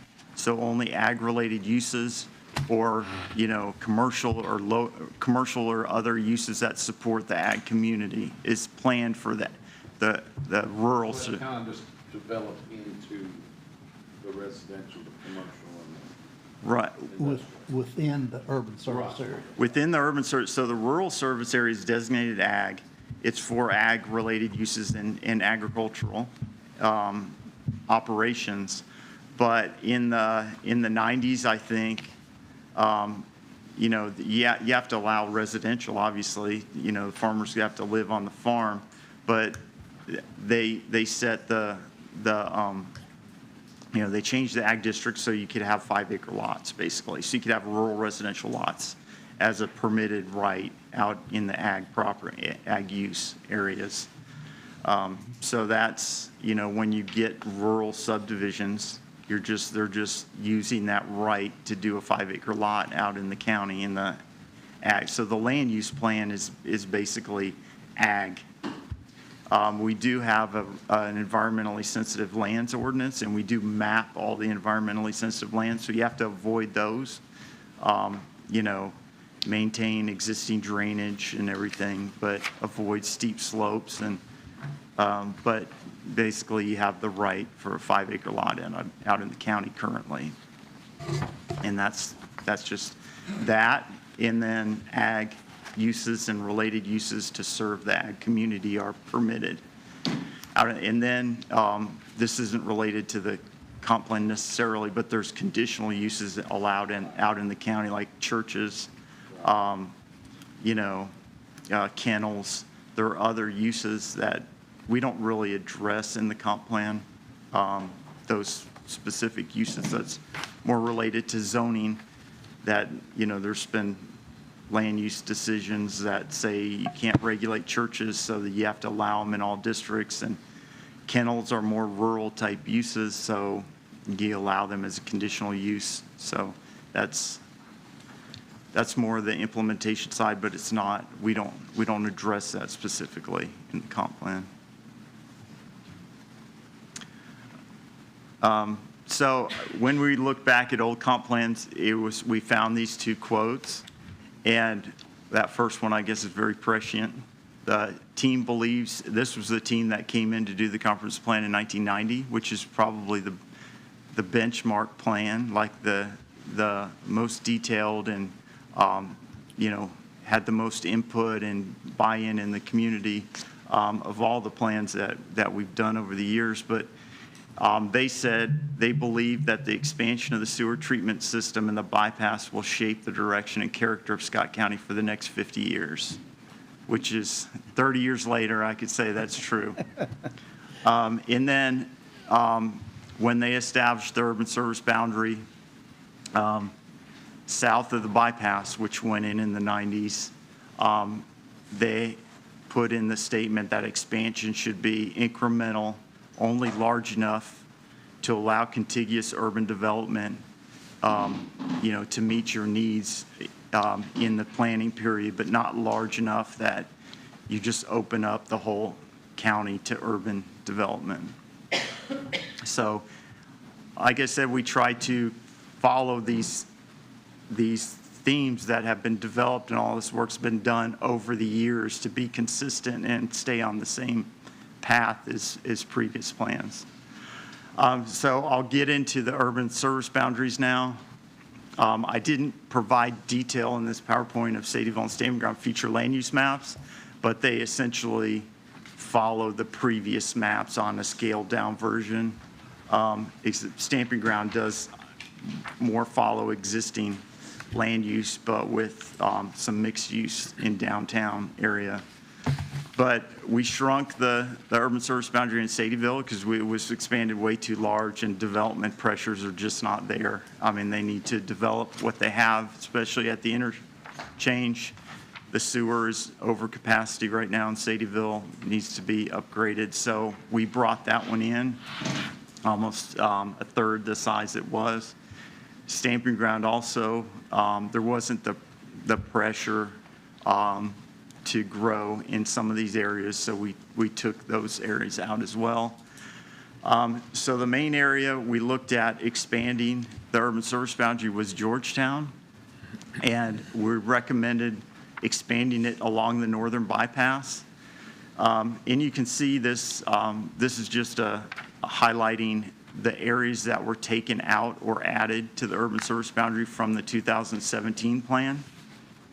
So going back to 1990 and moving forward, we've had consistently had a green belt in southern Georgetown, and that was to protect the character of Georgetown and keep that urban rural edge and keep it from growing south into those prime farmlands to the south and connecting with the urban areas in Fayette County, which Fayette County has an urban service boundary as well, but there's development.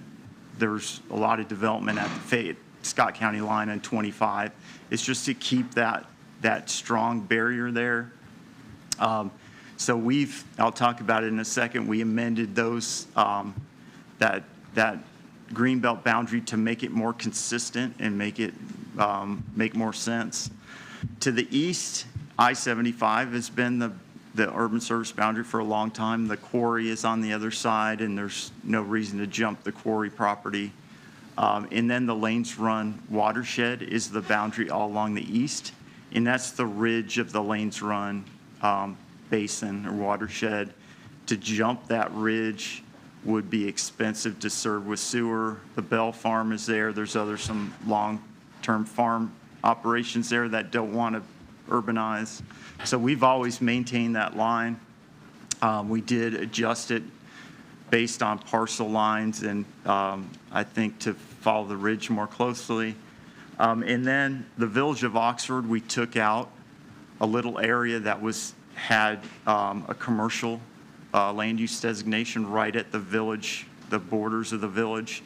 They didn't want to see Georgetown spreading into the village of Oxford, and there was a large area of planned commercial that they didn't want to see there as a community, so we took that out. There were no other changes to the north on that side. We took a small area out on the left. I believe that was because there was there's a farm and a conservation easement there. So really the growth area has always been planned to be to the north along the bypass, and the precedent was set in the 90s when the southern bypass was built to allow development outside the bypass. So those farmers whose property was taken by that right-of-way for the road, split the farms, they could develop their farms on the southern half, but only to some point that we maintained a strong kind of urban rural edge to the south. And that was set at the Cane Run, the 820 contour of the Cane Run Creek. So that area in the urban service boundary to the south stops at the 820 contour. West of 25, east of 25, it's along. There was an agreement when the Stonecrest subdivision was built to designate the other half of the farm greenbelt, and when the old Walmart, I think, was built there. So that was established to the east. So that greenbelt has been in place since the 90s. So there's no interest in extending the urban service boundaries to the south beyond that green belt. So the growth area is really to the north if you're going to grow at all. And I show that in the blue. That's the area kind of west of the northern bypass, the high school, the new high school site, Stonehenge subdivision, and then one parcel of land north of that Woodland Estates on 25 North. And that's where it stops. So we didn't go any further. But since we started this process, there have been some ag districts formed in this area, which affects the available and the use of this land for urban uses. So this expansion in blue, and then the other areas pretty much cancel themselves out. But this 1,150 acres of that, 471 is in ag districts.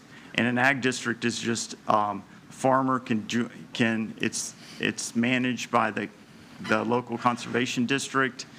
Farmers can get together, form an ag district. It keeps your taxes at ag levels. It allows you to not be annexed. It doesn't allow the city to annex your property, and it gives you other rights to easement control and stuff like that for utilities. I'm not an expert on that, but it's something that farmers can do if they want to protect existing farming operations from urban, encroachment. And that's been done on a lot of the property. 217 acres of the 1,150 is in the school site in the Stonehenge subdivision, so it's already built out or already approved for development. So the only remaining land in this 1,150 acres is the Wiles Farm, which we'll talk about in a second. And it's 360 acres is designated commerce BIT, and 102 is designated residential. So the Wiles Farm is the first farm when you get over the North Elkhorn Creek, north of the parks and the schools there. It's on both sides of the bypass. So the side on the inside of the bypass has been in the urban service boundary for at least 20 years. Then there was a portion outside up by Long Lake Pike that was inside the urban service boundary. In 2011, we took it out in 2017. So now we're proposing to put this area back in. And these are those ag districts. So you can see in the purple outline is the proposed urban service boundary. There's ag districts all along the northern boundary of it. And if you think about how Georgetown's going to grow in the future, and the idea has always been to grow to the north along 25 up to exit 129 and fill that in, and then, grow out, and maybe after that boundary is reached. It's obviously going to have to, the farmers that are in that area are going to have to want to do that. So it's not going to be forced on anybody. I don't think Georgetown has ever been in the position that they want to take people's land for urban development. It's just, this has been long range, the planning scheme or planning idea to grow to the north. So you can see there's all along kind of that boundary are ag districts, which, you can exit an ag. If you're in an ag district, you can exit. You're supposed to be in for 5 years, I think, but you can exit it after that at any time. But it's voluntary. So this is the urban service boundary with the future land use map applied to all the areas within the USB. Some adjustments we made from the 2017 plan is that in 2017, we just had a blanket urban residential for all the residential land. We've kind of tried to differentiate that by identifying areas that might be more appropriate or be appropriate for medium density residential. So we're splitting that off. So an existing neighborhood won't necessarily have in the past plan, say like at Champion Way or over by the pavilion, that whole area is designated was designated on the land use plan urban residential. So urban residential in the last plan meant anything from single-family homes to apartments, 16 units an acre. So somebody could get a piece, and there was an application on that piece north of the pavilion, you know, and asked for 16 units an acre there in the middle of the subdivision, which, you know, in the right context, you know, with the right design, may have been appropriate, but we tried to identify kind of more specifically residentially where that higher density would be appropriate. The office category was incorporated into commercial, like I said, so there's not a separate office category on this future land use map. There was on the previous one. We just combined them into one, so it's more site specific. You know, an office would be allowed if we got a zone change for an office building and it was planned commercial, it would be in compliance, in conformance with the comprehensive plan land use map if it met the goals and objectives. If we got a zone change application. Joe, if you don't mind, could you point where the Wiles property is on that map, if you don't mind? It's the Can you first light it? pink one. The pink. Like this one. Okay. And that other piece above that's not part of that? No. Okay. No. All right, thank you. The other thing, we removed the rural residential category from our land use map. We kind of had a buffer around the urban service boundary that was, and it was more conceptual, and it didn't really make sense. And since 5-acre lots are allowed everywhere, it didn't really make sense in the context of the plan. So we took that out. A mixed use category has been added to areas that we identified as neighborhood centers. So in the last plan, we had a neighborhood center concept that was trying to promote more mixed use development. So commercial, office, residential, service, and daily needs all kind of in one area designed to kind of work together. One of the recommendations of the plan is to add a mixed use zoning category that defines how that will look and be done. So we've added a mixed use category in those areas that we identified as potential neighborhood center mixed use. The green belt was amended, and I'll get into that in a second. And then the other major thing we did, we took out the floodplain out of the future land use map just to show and be clear that that land can't be developed, so that all the floodplain areas, creek corridors are meant to be zone C1 conservation and not be part of any developed area. So we labeled them or showed them separately on the future land use map. So just some of the statistics on this future land use map, this recommended future land use map, and these are the total acreages in each category. And this total is a little bit less than, there's a slide, I think, somewhere in here that gives the size of the urban service boundary. This takes out road right-of-way. So it doesn't show road right-of-way, which is a significant amount of land. Each street typically has a 50 to 60 or more width of right-of-way, you know, for utilities on each side. So when you add that up, it's like 15% of the land area. So this is the amount of acreage of each land use type in this map and the amount that's undeveloped. So this undeveloped number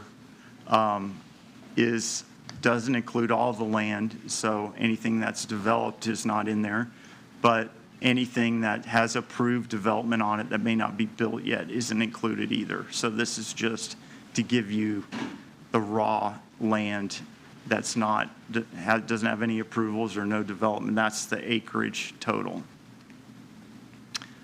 You can see the commerce BIT category jumped way up. I don't have the previous. I think it was probably 300 acres. I think we've added recommending adding quite a bit of commerce BIT. And then the splitting of low density and medium density in the adding of the mixed use. So I was just going to briefly go down kind of your question, David, the categories, all these categories, kind of what they mean real quick, if I can. Now, there's a lot of slides here. So ag is the area, all the areas outside the urban service boundary are designated ag.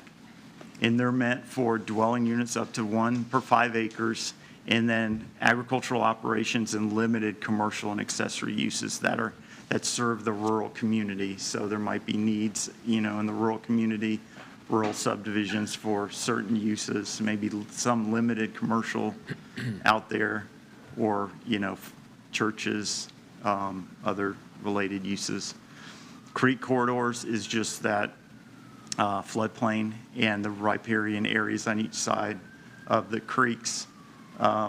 Those are meant to be zone conservation. So that land use category, when we get an application in, that area needs to be zone conservation, as opposed to being included in like a residential zone where they can calculate and count that acreage potentially towards their development.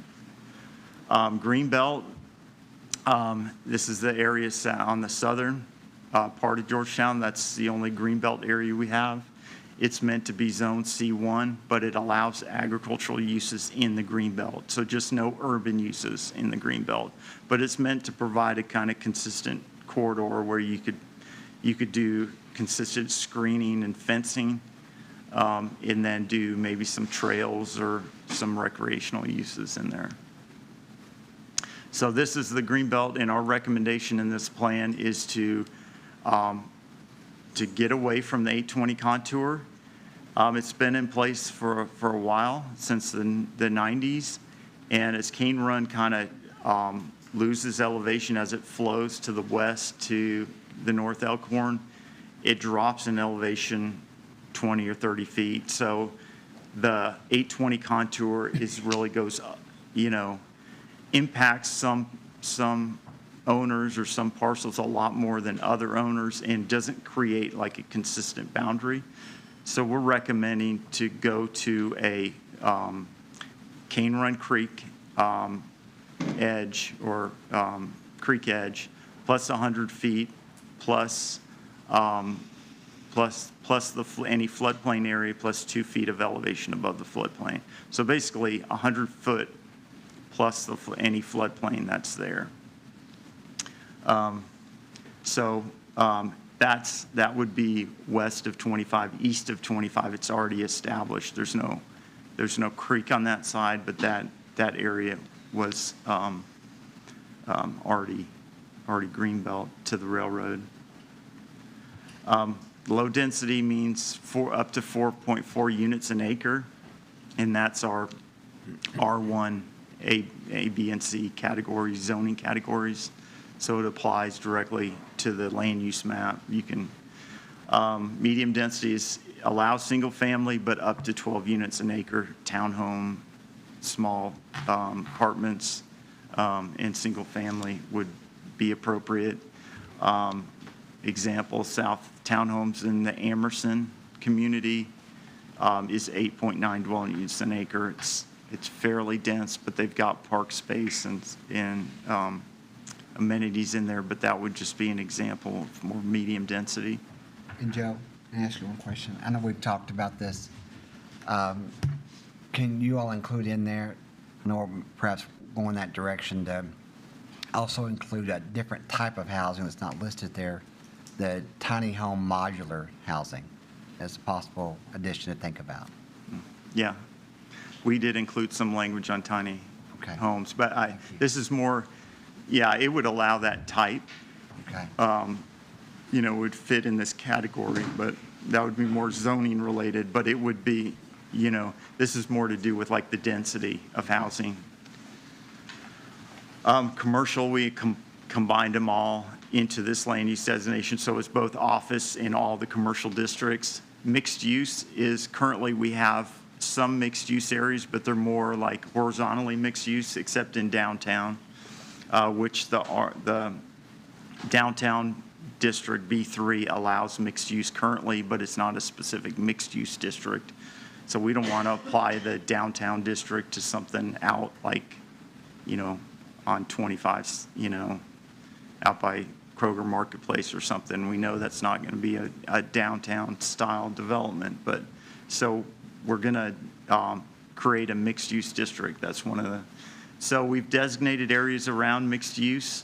There is one, this is the Amerson development, that the commercial part hasn't, there's one coffee shop there, but the downtown has not developed yet. So hopefully in the next short period, other than they have a bank there now, but there's a downtown style kind of development, kind of like there's a similar model in Lexington off Leestown Road. And then on the other Center. Yeah. Townley Center. Yeah, Townley Center. So there's some areas around designated mixed use.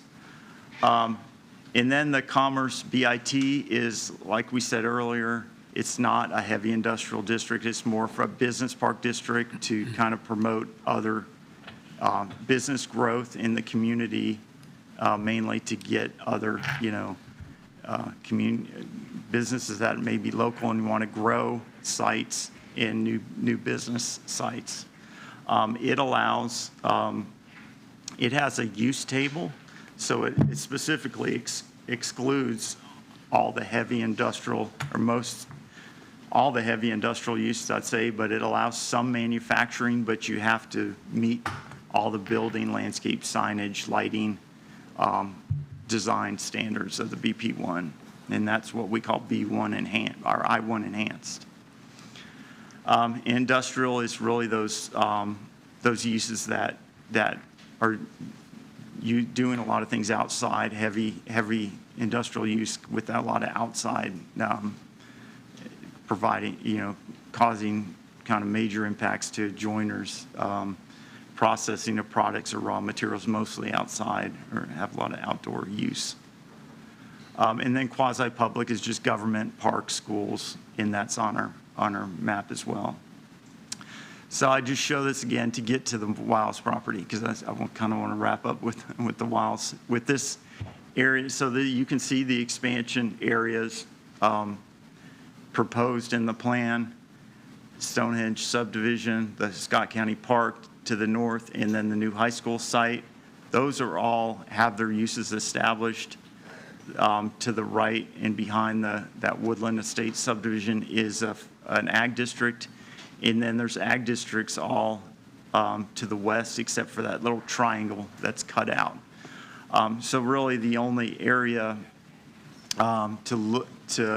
that's gonna, I would say that probably the next likely area that's currently undeveloped is this area in town. I mean, there are pockets around town that are owned by, that are large areas, contiguous, that may be developed, that don't have development rights or don't have approvals yet, but really this is probably likely one of the next areas in Georgetown to see expansion. This is just showing, initially, when we looked at this area, we designated the urban service boundary cut about 1,200 feet from Lloyd Road, following a couple parcel boundaries that we were able to find, but at that distance from Lloyd Road. But then we cut across a few farms. And we put it there because we wanted to make sure that there was no use of Lloyd Road, that Lloyd Road wasn't, when these properties developed, there was not a connection to Lloyd Road, that Lloyd Road didn't get the impacts from this urban development. When we talked about it over time, updating and making changes, and there were changes made all throughout the map, as we got feedback and updated the map.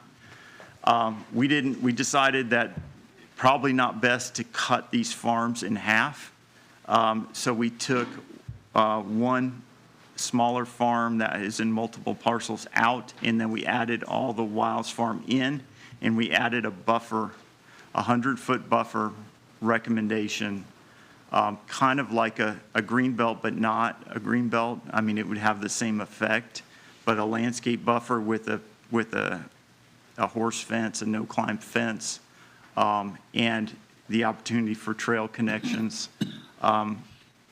We thought that would be probably a more efficient way to provide that buffer. Although, you know, the land, the topography changes, so there's some low areas, so the buffer may not be, you know, appropriate in all sections. If it is, it would have to be extended probably deeper, or you know, existing tree lines could be used in lieu of a buffer if those are maintained. So it would, the recommendation is a buffer, and we're showing it in our plan, something similar to like a mounded buffer that provides, you know, sound barrier, visual barrier, and landscaping that you could, you know, you could put a trail on one side. Similar to something like that. And then we also think that this area would be ideal for some more trail connections. There's a rail line that runs, an old abandoned rail line that ran from Paris to Frankfurt through Georgetown, and it was abandoned in the 70s, I think, but the bed is right here, and that's that blue line. So potential trail connections and maybe future trail extensions, you know, maybe connecting the two high school campuses, the park campus, and then there's an opportunity to use the structure of the current overpass over North Elkhorn as a kind of a pedestrian, just to allow a pedestrian bridge, so you could use both sides, and you can tie kind of use of the Elkhorn into a trail system, you know, to Canewood or to the park, and you know, make it more of an amenity area. And you know, some of the, I guess, the rationale behind designating that Commerce BIT, well, the shortage of industrial land long-term was one of the rationales.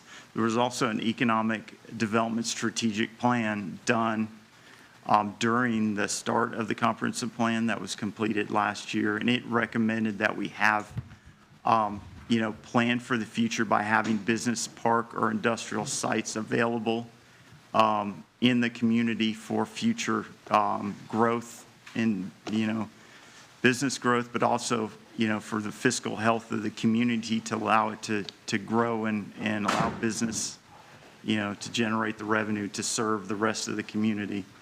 And this is one of the sites they looked at west of the bypass from Long Lick down, and recommended, you know, if this was industrial, it needs to be more a business park, you know, not an old style industrial site, but more of a business park setting. So that's kind of what they recommended in that plan. Other rationales that we saw was just the balanced growth. So one thing that we've always planned for is balanced growth. So we don't want everything on one side of town. We don't want all the commercial. We don't want all the employment centers, all the residential on one side of town. So we want, you know, these community centers with commercial, but we also want employment opportunities kind of on, you know, not all on one side, so all the traffic is going there at one time a day, and you're not seeing, you know, not a balanced community grow. It has high visibility, and it's on a major arterial road, close halfway between 75 and 64. So locationally, it's a good site for a business park.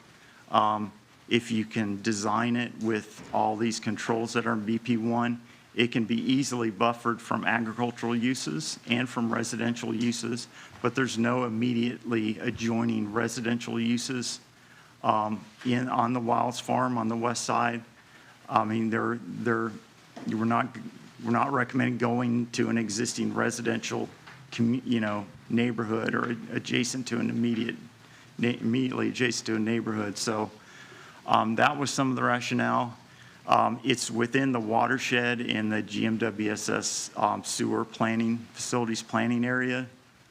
So you have, the ability to serve it efficiently within an existing watershed that's already served without, a lot of pump stations and a lot of investment in moving sewer to the plant. And then water supply and other fire station or other investments that would need to be made to make this a reality would serve and benefit the western side of Georgetown to kind of balance the needs of the western side of Georgetown with the eastern side as well by providing upgraded, water pressure, hydrant, fire protection and other things. We think there's a benefit to balancing kind of the commerce business park locations. And then I guess just last, I don't know if I don't want to go through the rest of the slides, but this is the last one on the Wiles property.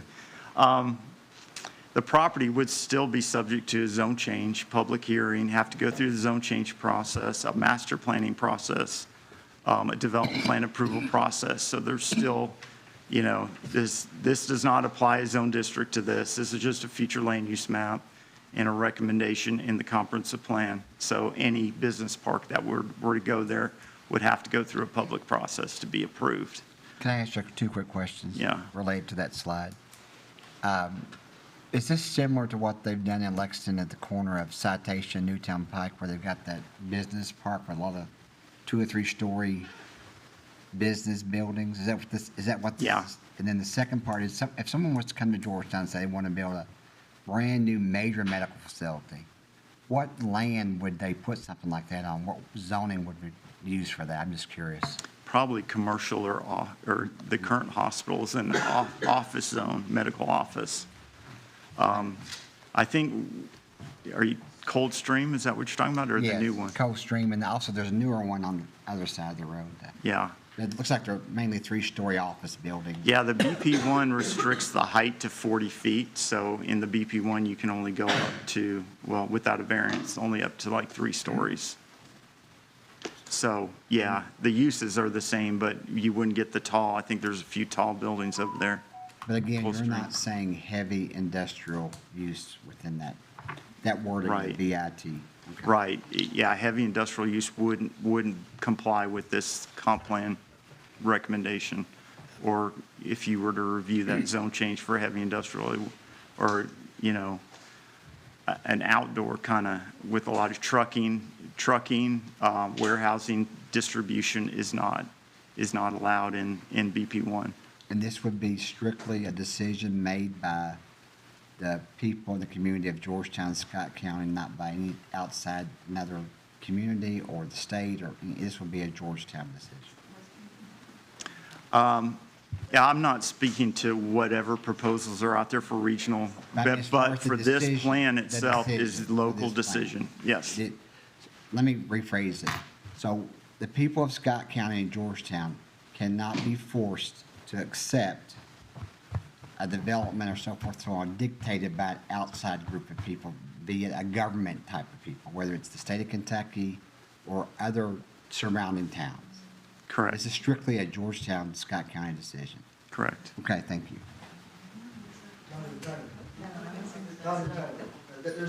Other aspects of this, we include gateway and corridor plan, so recommending beautification of the entryways and some, consistent entryway signs and community sign locations too.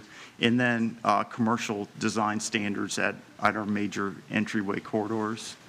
The neighborhood center concept is the other thing I kind of briefly talked about it. We identified neighborhood centers in our last plan, and we've carried that forward, but are recommending a mixed use district be applied to those. And there's some like, just 2 examples at exit 127, north of the pavilion, north of Thoroughbred Acres is one identified, and then there's another one around the school sites. And those areas are already zoned for, commercial grocery, you know, and mostly built out on most of the northern corners at least. But those are kind of areas that we're targeting for more pedestrian scale development. And then I kind of went through this already a little bit. The plan includes recommendations for rural growth management. It's going to include recommendation that you do, if you're going to do a major subdivision, you do a cluster subdivision primarily. But if you're not, or even if you're doing a major subdivision at all, going to have some standards for road widths, access, fire protection, you know, infrastructure has got to be in place to serve any major subdivisions out in the county, and I've just included a few of the maps that we had.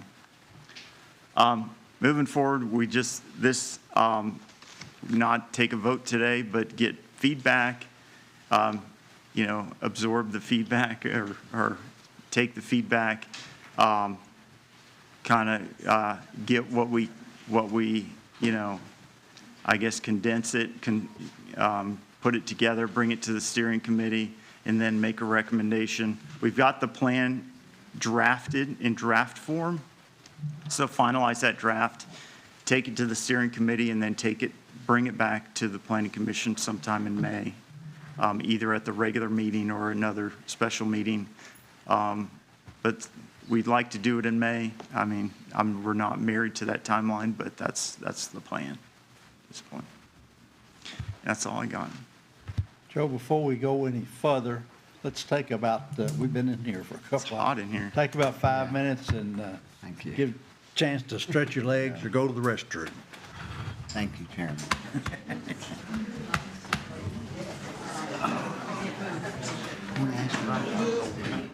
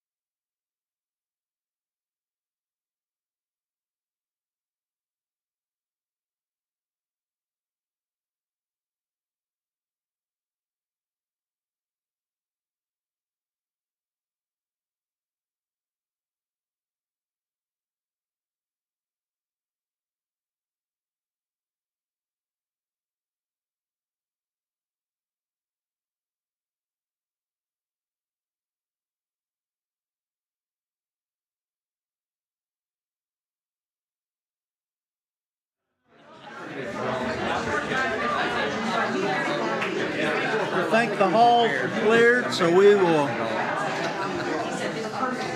get back to business here.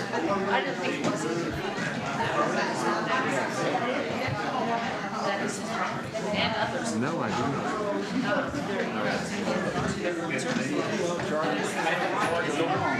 I know, right? You're not leaving, are you, Alonzo? No. You hadn't heard what all your constituents want to say. And very well done. You gonna leave us like that, huh? It's pretty serious.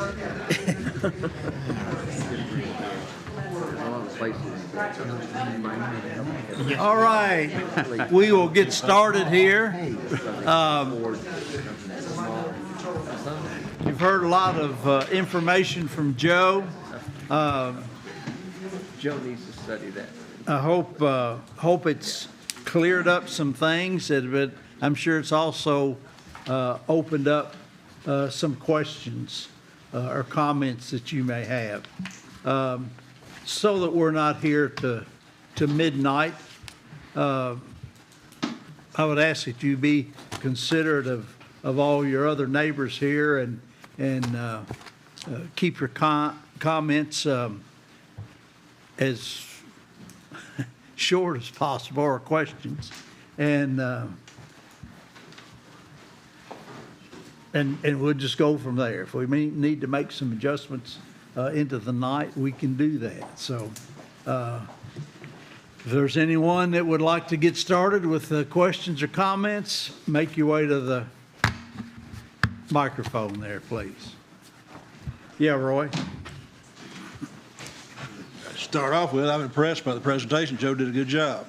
No, he did. To follow up on what Mr. Stone mentioned earlier, that came out of the conservation thing we had a couple of weeks ago or a month ago, the 5-acre density, the way it is now, it's easier to do a 5-acre lot than it is a 1.75 acre or 1.25 acre cluster lot. I talked to Joe about this, and I think we need to look at streamlining the cluster ordinances to where it's going to encourage the Rita Joneses of the world to do clusters as opposed to these 5-acre lots. And Rita Jones would agree. Okay. I want the history on the 1.75 acres. There was basically a pissing contest going on between my mother and Dr. Offit. Dr. Offit was chairing the health department at the time, board, and that's where the 1.75 acres came from. Dr. Offit wanted to make them as big as he could. I live in Ironworks Estates. That subdivision's been there for 50 years. As far as I know, those lots out there are acre plus. There's not been a system to fail out there in 50 years. I would like to suggest that we look at maybe 1.25 acres as a minimum density for those cluster lots, and whatever else Joe come up with to encourage streamlining people, the Ritas of the world, to do the clusters as opposed to 5 acres. And that kind of falls right along with what Mr. Stone was saying, is preserving some of the green space. That's the primary thing what I have for them. Thank you.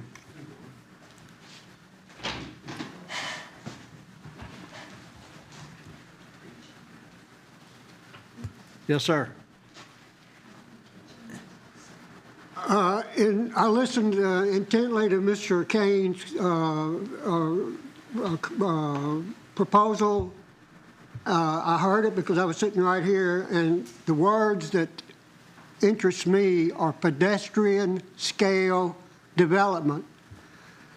And my grandmother, so far as I know, never drove a car. And my grandmother, fortunately, raised me to a large extent. And I want to show you what my grandmother showed me. Just excuse me, I've got an exhibit to get it.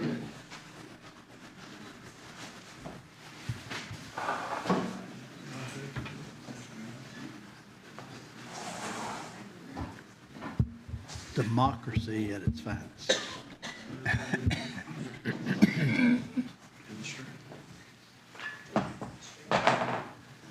As I say, my grandmother never drove, so far as I know. She was a master of pedestrian scale development. And she taught me what she knew about pedestrian scale development. And any development that is not pedestrian scale development means motor driving. Motor driving, as I said earlier tonight, is a vice. And what my grandmother showed me is this: development at home and on the nearest piece of land to a home where a man or a woman or a child can walk to that piece of land. She taught me how to use this, a string line, to lay off garden rows.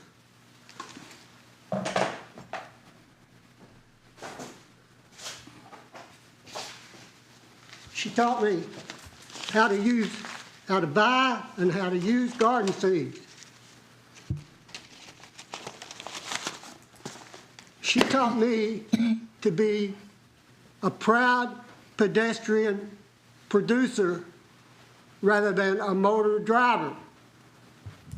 And for you to support or endorse or approve any development that would cause for motor driving is a betrayal of the best possible development, which is horticulture within walking distance of every Scott County's home. Okay. Thank you. Thank you.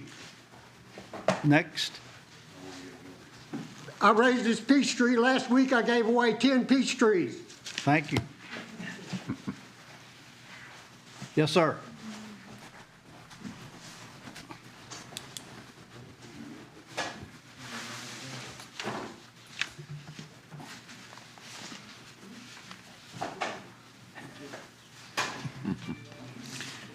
Good evening. I'm Roger Quarles. I'm representing the Scott County Conservation District. I've got some comments, and I've got a copy here if I can approach Mr. Stone, if he could pass them down. I'm sorry that we couldn't get this on your screen because it'd been easier for the crowd, but we did. Yeah. Okay. Take it and pass them.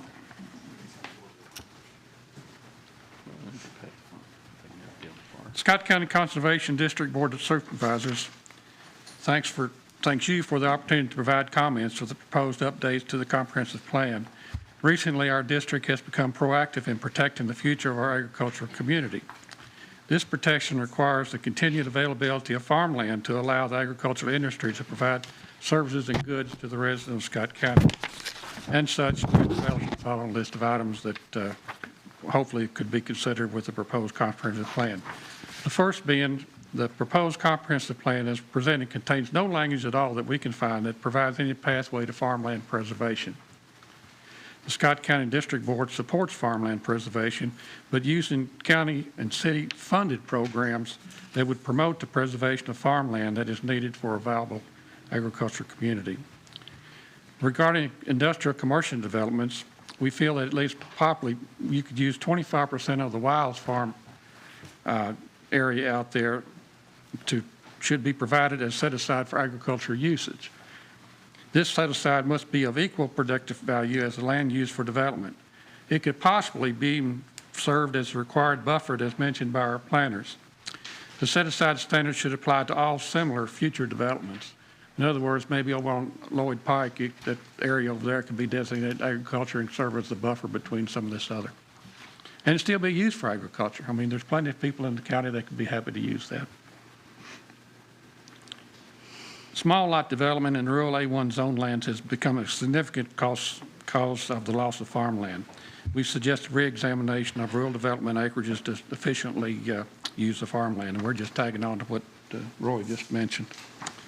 If small lot development is to continue in A1 zone lands, a significant impact fee could be derived from those sales to fund farmland preservation. Farming communities should be represented in every decision-making board in this county and equal voting representation to pro-development members. Income and industry should bear the cost of housing development related to the workers needed. This could include offsets for infrastructure, the design and installation, possible on-site housing, or any other secondary issue created by the development of that industry. And we define the school system as infrastructure equal to other services. Development should be moved away from Class 1 farmland and moved to Class 2 and 3. Let's don't use our prime farmland to build any type of buildings or factories. We've got other land in the county that could serve us for that. The majority of ongoing development is now using up our best land. The quality of life in Scott County is being compromised by development. The push to develop land is increasing the traffic, placing a strain on our existing infrastructure, causing the loss of farmland and compromising our water quality. Future development planning should be done with as much transparency as possible. The community deserves the right to have some input into the future direction of our county's growth. Lastly, that Georgetown is the fastest growing community in the state. The time is at hand for moderation to become our standard. Thank you again for the opportunity to say something to you. This is endorsed by our entire Board of Supervisors. If there's any questions, I'll try. Yeah, I would like to say one thing. Number 5, the farming community should be represented on, and I agree with you. And just like this board, we have 4 members from the city and 4 from the county, and so it's imperative that you see county judge executive and make sure he appoints people that are pro-farmer, not just living in the county. Well, that's exactly right. I know Mr. Stone is a farmer. I know David is in the midst of farming down there, but I don't know that he does farm, but I know he's got compassion for it. But we think that there ought to be some farmers on those boards that's equal number. I mean, if you got 3 realtors, you need to be 3 farmers on that thing. And that way they've got to work out some sort of compromise to get something done. Yeah. You're not going to win everything. Yeah. But yeah, we feel that's a very important item that we should work towards. There's no realtors on this board. Just so that you know. Thank you. Anything else? No, thank you much. Appreciate it. Thank you. Yes, sir. My name is Dan Holman. So I guess the question with this land use is the Wiles Farm is a question to ask, and so what to do with it. And it does seem, so yeah, I want to go over some quick facts and things, but the one thing to consider is this we have built a new Great Crossing High School, and that leads down to Great Crossing Park on the Elkhorn Creek. And then this new high school is getting built up on the traffic circle. And so in people's minds, I don't know if people have thought of this area yet as the area between the 2 high schools, because the second one's not even built. But as we look forward, so we need to kind of envision, what the town is going to look like 20 years from now, because that's what this plan is about. Yeah. So the land between the 2 high schools on the Elkhorn Creek across from the park, this just seems like not the right use. A business park is a little unimaginative for what we could do with this. And I think we just need to all think about that. Like, use our creative imaginations, look forward in the town. What would we like to see? What is the best use? There's going to be a lot of families that are driving up and down those roads, like picking up their kids from high school, kids, and there's residential uses. I think we all should consider there's going to be a family road, traffic going up and down that road. And they're just going to be driving past a business park. There's no services for them to turn into. It's just wasting their gas to get from one side to the other. People have run on and talked about activities for kids in the town. This would be kind of where you could do it. And I'm not advocating for, we all need to, for the future. Like, this is kind of wasted on a business park space on this area. So this economic development study that Joe mentioned that was done in 2022, I don't think that they mentioned this area. They mentioned the area just north of it. There's kind of those 2 plots separated by the creek. So they identified several places where you could put a business-style park. One being on the north, and the 2 that make the most sense, and just for people to think about, are north on Burton Pike. I don't have a pointer, so let me just point this out. Up here, there's the interstate exit, and the pilot station is up there, the Scott County Fire Station, and then this area that was identified by this group. Dan, there's a pointer. Okay, I have it. So before we go forward with a business park at this location, I think we should consider options, like what are other options? And the Planning Commission, it would be nice to see them respond to or present options. Like, here's what we could do as an alternative. And then this group, rather than just saying we do this or we do nothing, you have some options to choose from. So two options that should definitely be considered and explained. Right up here, because this has been identified by economic studies. This is where a business park could go. And up here, Double Plain Road, which is harder to do because there's lots of cut-up plots. But they identified this is a good location. And this all makes sense up here where industry is. And so then they identified this plot because it's close to the gas line on Cincinnati Pike. But I don't think they identified this spot. Like, their plan said here could be economic development. Because to get to here, you have to go through here. This would come first to get the gas coming, I think. And then they identified a spot out here. So kind of, once you have this, they're going to be wanting to move up here. So we should look at what options, what those other options would look like. Then in terms of the regional industrial authority. So currently, Wiles Farm was originally a year ago at the open house that we had at the library. It was yellow. It was residential. So the last time the public met and had input, the draft plan at the time was residential. And then in July, and that was in May. In July, this regional group, which we're a minority part of it now. Georgetown-Scott County are 2 of 6. Fayette County and Madison, Berea, Richmond are the majority owners. They got an option to buy Wiles Farm. And then a month later, that was in July of last year. In August of last year, suddenly our draft plan switched to showing that pink. So the appearance is, there's other reasons that they looked at, but the appearance is that we weren't considering that for a business park. This regional group, funded by state money and state pressure, to your point, the Cabinet of Economic Development is pushing these things, pushing out coupons. They have $100 million. The KPDI program is just giving away money to put up business parks in central Kentucky. So the appearance is that, they got this land, and then they had the group switch it to industrial. So that's a question to be aware of. And, so I think we should just imagine what we want this to look like. Another point, Lexington just opened 3 miles south of our county line. Like in the news this week on, I think, Monday, a business park was announced, which is kind of connects up to this Cold Stream.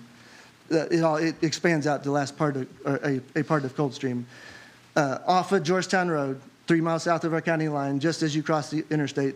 So there's a business park right there that they're going to be developing in the coming 18 months. So there's our business. If Georgetown in this area, the region, needs a business park, we kind of just got one there. Lanes Run is 50% full after 20 years. So that's one thing to consider. Is Lanes Run really a great model that we want to look at? 20 years, it's half full, it's kind of sprawling. And we were talking earlier, maybe there should be an analysis, are those really so good jobs over there? I think they're like $18 an hour jobs, or maybe they're, so do we really want to just create Lanes Runs everywhere you see pink? Here's Lanes Run. After 20 years, it's like barely 50% full. Phase 3 is not even opened yet, but we're sort of moving forward with opening that this year. So we're in no shortage of business park space in the next 5 years. It's just something to be aware of. This is no urgency to get one there, but this state pressure and this regional group is really pushing this. And the city council voted it approved the first steps without questions. Like, I liked your questions, but city council didn't really have any questions. The Scott County Fiscal Court didn't really have any questions, so we just should ask more questions about these things. And it would be nice to see alternatives presented for everyone to consider. Thank you. Thank you. Appreciate it. Is there anyone else? I'd like to just add in a comment, piggyback. Please come on up here and identify yourself, please. I wasn't going to do this, but okay. I'd be remiss if I didn't What is add your into name? your, I'm Diana Brooker. I'd be remiss if I didn't piggyback on just your comment. Not only do we have 2 high schools located at Scott County, Great Crossing, but we also have an elementary school, which is Western Elementary, and right next to it is also ECS. So we have 3 high school, Point out your chair of the board. pardon me? Why don't you point at it? Well, thank you, yeah. But anyhow, I just wanted to add that in just for just thinking about that process as well. So thank you for mentioning that. I'd like to add something as well, just Please. building on those. Sorry, I didn't swear. We do want to hear from everybody that wants to speak. Okay, thank you. My name is Erin Shu, and I've been a Scott County resident for 11 years. When we talk about that the planned development isn't adjacent to any neighborhoods, I take exception to that because you can see my house on the map. I'm right there. And I think that the report that we're referring to with this is the 2021 report, which was Scott County, Kentucky Economic Competitiveness Strategy. In that report, the 2 top priorities cited for warehouse or flex use were location and proximity to the interstate, as defined as 1 to 2 miles.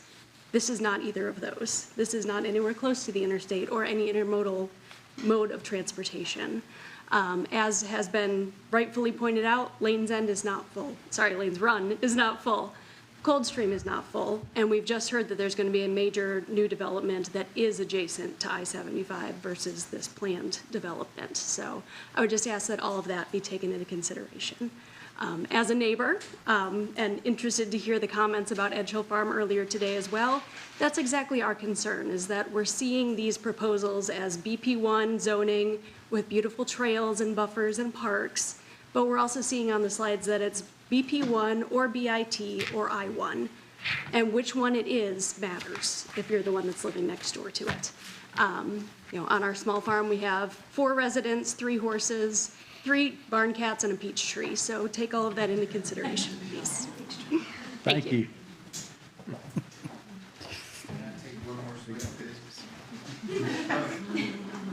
So, like I said earlier, I came here. Give your name again, please, Jason Grove. I came here 15 years ago from, I was born in Washington, D.C., and lived in Northern Virginia, where the government in Northern Virginia poured concrete over everything you could see. So much so that the people that live there now can't afford to live there, and they go to West Virginia. They live in West Virginia, and they commute to Northern Virginia for a job.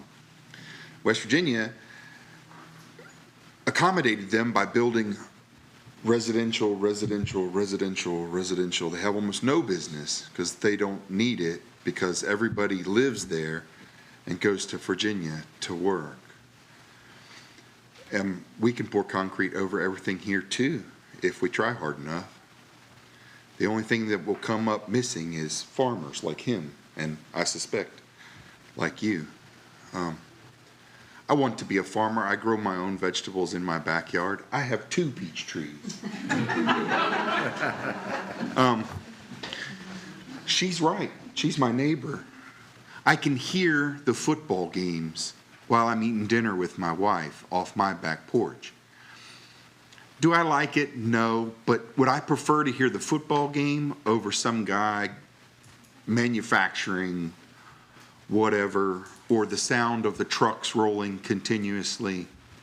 My comments earlier about trucks killing kids is not just something to say, it has history. I think that some of that land might well be used in that way, but do I think all of it should be? No, I don't. I also think we have a very vital creek that we already abuse that runs right along that. And we would do better by protecting it than we would by allowing some businesses to spill their waste into it, which is what will happen if you allow businesses near it. The golf course is a perfect example of that right there. So I would encourage you to not allow too much of that on this proposed land.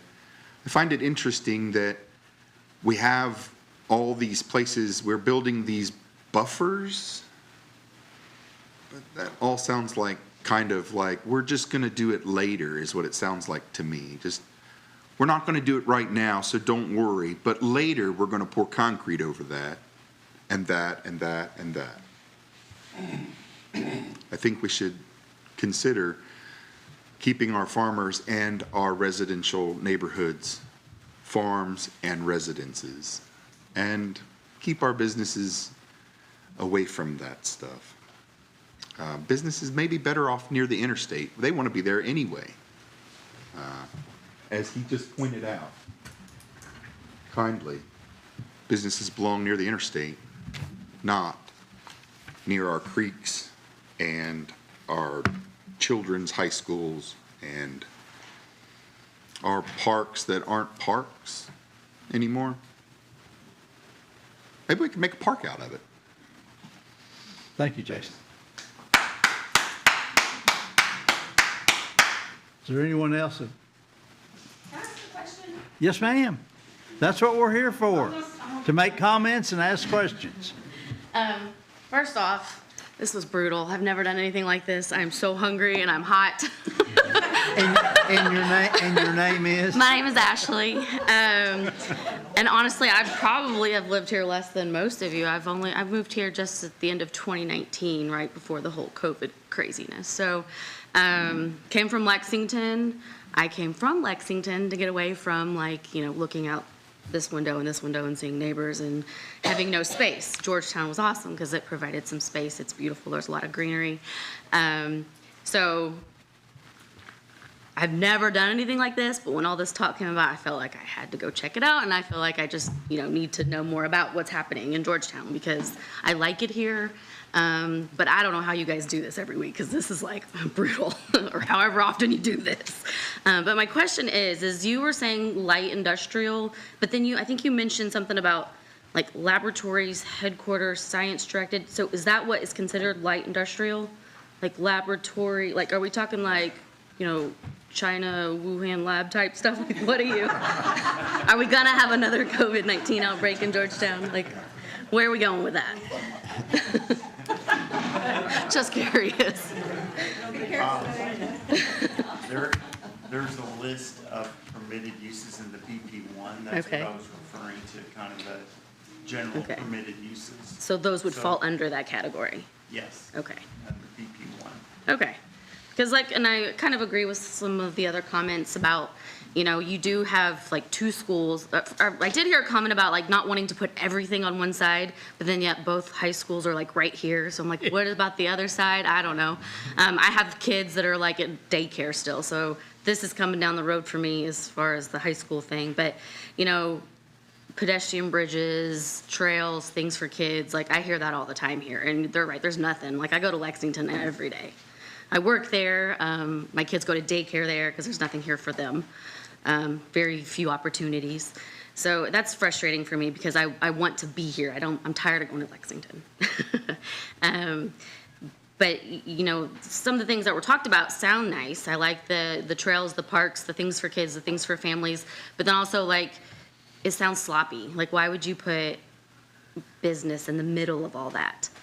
You know, I don't know how often you travel to other like communities and towns and like, you know, go up to like, there's places as big as Indianapolis and Chicago that have really cool stuff going on. There's places like Owensboro, Kentucky that has an awesome riverfront that they completely revamped, and they saved a lot of that land for like the community. Like they didn't just throw businesses along the river, which is nice. So like when I think about future use for certain lands, I think about cool stuff like that. Like maybe money-wise, it doesn't make sense right now. Maybe you get money into the community in the county from other areas, but save that land for something really cool that families love to do. Or, you know, like they said, it's between the high schools, so you're going to have people there anyway. You got the park over there, which is kind of a park, but not really a park. I don't know. My kids say it's not a park because there's no playground. And that's all along the creek. And we love to hike out there. I mean, after a crazy day, I work in healthcare. Coming out and just breathing in the country air and seeing the green and the trees and the, you know, sounds weird, but I love looking at a cow and a horse. I was never raised a farm girl, but I love that kind of vibe because there's nothing better than just like taking a step back, breathing that in and seeing that around. And I love that my kids are exposed to that. So I don't want it to be like, the concrete jungle. So I just wanted to say that. And also, I'm still hungry. Thank you, Ashley. Anyone else? Yes, I wasn't going to, but I'm compelled. Sure, go for it. I'm Susan Duncan, and for context, for some of the newcomers, my family's been here 300 years, and God willing, 300 more. So it's as important to those of us that are new as those of us that have been here since before here was here. My concerns are threefold, but when I first heard about it, I said, this is ludicrous, it must be a rumor. And then when I realized it wasn't, I felt like I needed to do my due diligence. I've met with the mayor, I've met with the president of Scott United, Mike Hawkinsmith, and I've met with the county judge executive in hopes they could talk me off the ledge. I am bendable, I do move, my opinions can change. And my concerns only grew after those meetings. I have serious concerns about the regional partnership, mainly because no one can answer the questions. When I ask them who's going to set the tax rate, because our occupational tax rate is not the same as Madison or Fayette counties. When I ask who's going to make the final decision about the landscaping and the buffers and the trails that we say we want, but we're only a small part of this partnership. And we all have these great intentions, and our current leadership does, but once we set the course for this development in 20 years and 30 years, if we can't fill it up, to this gentleman's point, because it's slow to fill, but they're expecting the revenue in the other counties, are they going to lean on their power of, their extra votes to force us into accepting businesses or levels of industry that we didn't think we wanted in the beginning? Once you make this an light industrial business park, that's what it is. And then we're compelled to depend upon future generations to maintain that. Additionally, one only has to drive out toward Lexington, Leestown, Newtown, Georgetown Road, and see those areas that they have deemed industrial business park on their half of the county to see what is drawn by those types of developments. It's not the place to take the kids. It's not the place to go walking and enjoy an afternoon. It's not the place you want to live in an acre lot. It's where you go to put your mini warehouses. It's where you put your motels and hotels and gas stations and fast food, because that's what serves the people who come to work in those business parks. And my concern about that is we have that. We have 5 interstate exits. Of course we're going to have that. I'm under no illusion we aren't going to develop this county. I've watched it.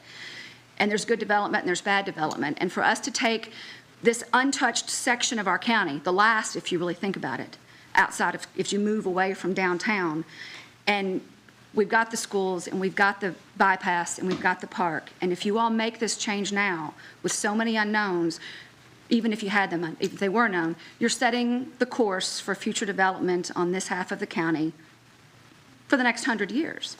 And I just challenge you to really consider what we could do with this half of the county, with the creek, with Great Crossing, with the areas that have been untouched forever in many ways. What we could make out of that area that we don't have anywhere else to offer in this county. A place to come, a place for people that don't live here who might want to show up. A place to live that isn't covered in interstate traffic and Toyota traffic and Lexington traffic, because it's not near any of that. And I understand the revenue issues. I get all of that. I understand the challenges with it all. I'm serve on the school board, for those of you that don't know. But I just challenge you to consider all of those things before making a decision that's going to set the course potentially forever. Susan, could you do a favor for maybe some other people in the room aren't aware, who are all the counties that are involved in this? Per my meeting, I've gotten confirmation it is, I think someone mentioned it, they were correct. It is Fayette County, Madison County, and Scott County. Fayette County being just Lexington, Fayette County as one entity. We would have ours, and then Berea and Richmond in Madison County. So those cities are involved in it as well. And Georgetown, yeah. And so when I've asked, I can't get an answer on how that's going to be managed. Did you say Berea? Mm-hmm, because they are a city, so they've got their own leadership and money to develop. Yeah. Berea's Madison. Thank you. Richmond, Madison County, Lexington Metro, Fayette County Government, Georgetown, and Scott County. Thank you. Thank you, Susan.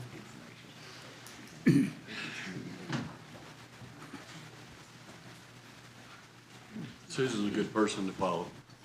I didn't want to talk tonight, but The concern that I've got about growth, period. You know, my wife's on the city council, and she ran because a lady was walking in the middle of the street up here on top of the hill, got hit and killed. And it upset my wife so much, and my wife despises politics. And she was so upset and so moved, she ran for the city council and got elected. She's been on it 3 terms, and she's going off this year. When Toyota was announced in '85, the city of Georgetown was not prepared for the advent of what was to come. We did not have the infrastructure, and I would argue we still do not have the infrastructure. We don't have sidewalks right now that go all the way out to the new high school that I fought diligently for 12 years to get built. We don't have sidewalks that go out to this high school or the county park. We don't have sidewalks that go out to Rural King, probably one of the busiest businesses in Georgetown these days. I'm concerned, the sewer. We got a new sewer going to be coming online here for too long. And I can tell you right now, there's enough development waiting to tap into that once it gets going, it's going to fill up pretty quick. There is a cost associated with growth. My farm, not actually my farm, my wife's farm, is stone throw from the park. There was a public forum Tuesday night, and something was said, and I've been trying to grab my hands around it, and for the life of me, I cannot figure it out. One of the existing city council members was talking about how Georgetown has low city taxes. But if we want to maintain low city taxes, we need more industry. And I, for the life of me, can't figure out how that is the case.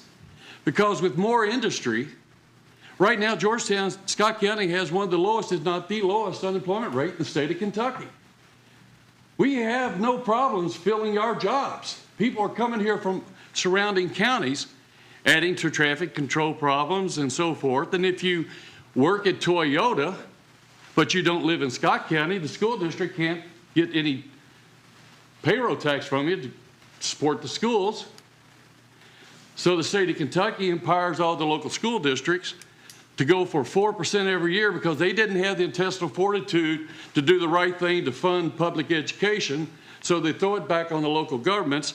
Your local school board members have to pass it. If it's above 4%, it's subject to recall. But we're getting double taxed here in Scott County because we get the 4% every year. This year they got a little bit more because they said the teachers need to be paid more. I have no argument with that. But the value of land here in Scott County is going up so much, so fast, that you're getting double whammied. I have 5 pieces of property in this county, and I'm going to tell you that I had an average of $500 increase per property this year. And I don't know about you, but I've retired. I don't want to live extremely well, but I don't want to have the need for anything either. One of the things talking about farming that I always wanted to do when I retired was farm. Now I'm getting to do that now. It's the hardest damn thing I've ever done in my life, and there's no return. But I want to tell you something. When I saw that bald eagle fly over the farm last week, there was no price that could be put on it. When I saw that group of deer run through the field Tuesday, there was no price that you could put on it. So I'm not anti-growth, but I think we need to be smart with our growth. Like I said, when they start dumping that stuff in the creek, and I don't care what you say, we are not so technologically advanced that we can take treated sewer coming out of a factory and think it's anywhere near the quality of what it was when it went into that factory. The Elkhorn Creek is truly one of the greatest assets that we ever had. It's the reason we're all here. They founded the local community because of that creek and that spring. We are so blessed to live where we live. This is truly a wonderful place. But I'm afraid what's going to happen is we're going to love it to death. By squeezing the little baby chicken, it's so cute that you squeeze it so much that you kill it. And I'm afraid that we're going to love this because everybody that's moved here, and I had a lady a couple weeks ago and it just blew me away. We got talking and I told her who I was and what I've done and so forth. And she said, you know, Mr. Conway, it's not like it used to be when we moved here. I said, oh, really? Now you have to understand, when Toyota moved here, I had to move my business, and I lost part of the farm that had been in my family since 1790 because they straightened the road out between Georgetown and Cynthiana. And I got a whopping $2,700 an acre by the state. So you don't get rich when they come in and take your land. And she was sitting there telling me, it's not like it used to be. Things have really changed. Haley? And I asked her, I said, ma'am, how long have you been here? And she said, Haley. 4 years. So Excuse growth. me just a second. What's sir?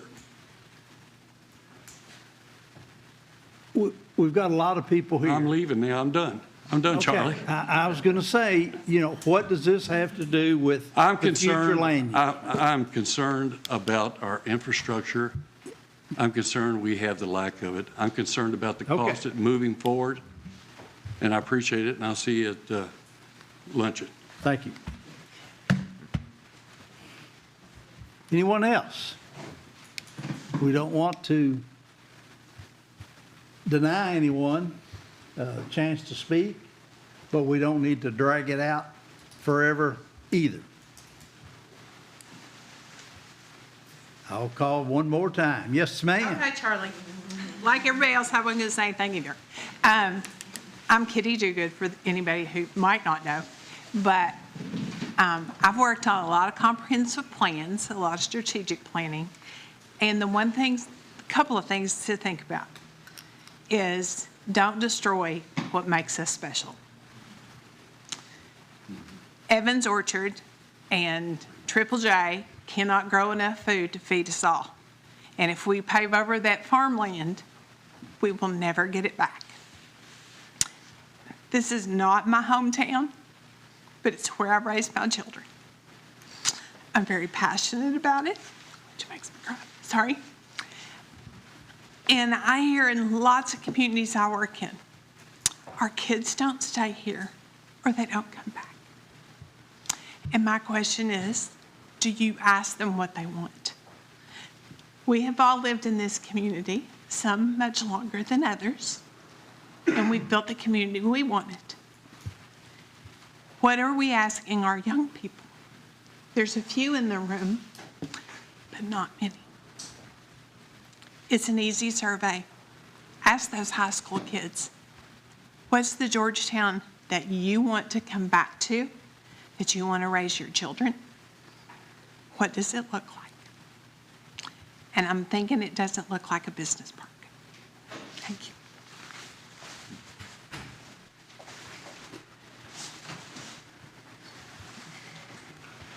Anyone else? I would like to say one thing. I grew up here in Georgetown, too. I've lived here all my life. We talk about doing away with the farmland, but some of these farmers have been farming a long time, and they want to sell their land and retire. And if somebody offers them a handful of cash, they're not going to turn around and say, no, I'm going to hold out and sell it to another farmer. There's not another farmer out there that wants to buy it from them. So we also have to consider the landowner, what they want to do with their land and what they should expect to get out of it. That's their 401k. Some of us worked in industry that have different types of retirement plans, but that land is their retirement plans. Let's not send the farmer down the road. Yes, sir, Mr. Quarles.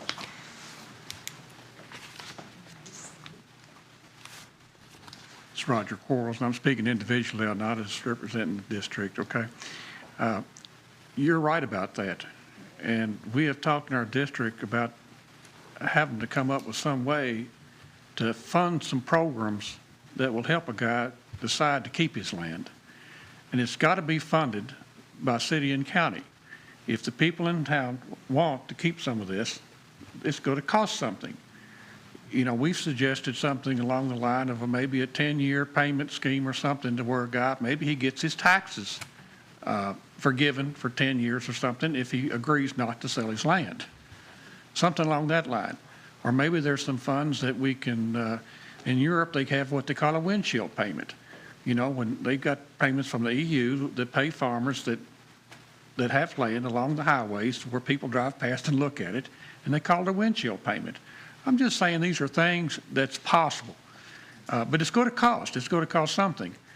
They don't have to sell their land. You know, land is the price that the county that we are rumored to hear, because nothing is public, it's no more price per acre than the most recent sale just down the road from me or across the road from me. So farmland is bringing a good price, and it's being paid, a lot of it, by other farmers. There's corn land in Iowa that's 100 miles from the nearest factory that's bringing $15,000 an acre to grow $4 corn on. Yep. It doesn't make any sense, but the guys are willing to pay it. But there are ways that we can help people decide to hang on to the farm a bit longer. They don't necessarily have to sell it to the first guy that comes along. If we could figure out some way to fund some program that, even if it's a temporary thing, 10 years, 15 years, or 5 years or something, to where we can come together and throw all this together. Maybe we can forgive their taxes or something along that line that would encourage some guys to hang on for a bit longer and feel some continuity about it. There's programs that's offered through the Bluegrass Conservancy, who's having a fundraiser tonight to do such things as this, where they help you do some tax, not finagling, but do some tax adjustments to where you can sell part of your land and then have that money tax-free for the rest of it. They've got good programs to do that. And we need to have some. What I've proposed in the past is that we have a farmland preservation committee here in this county. And it would need a few dollars, maybe funded by the council, the city council and the county government.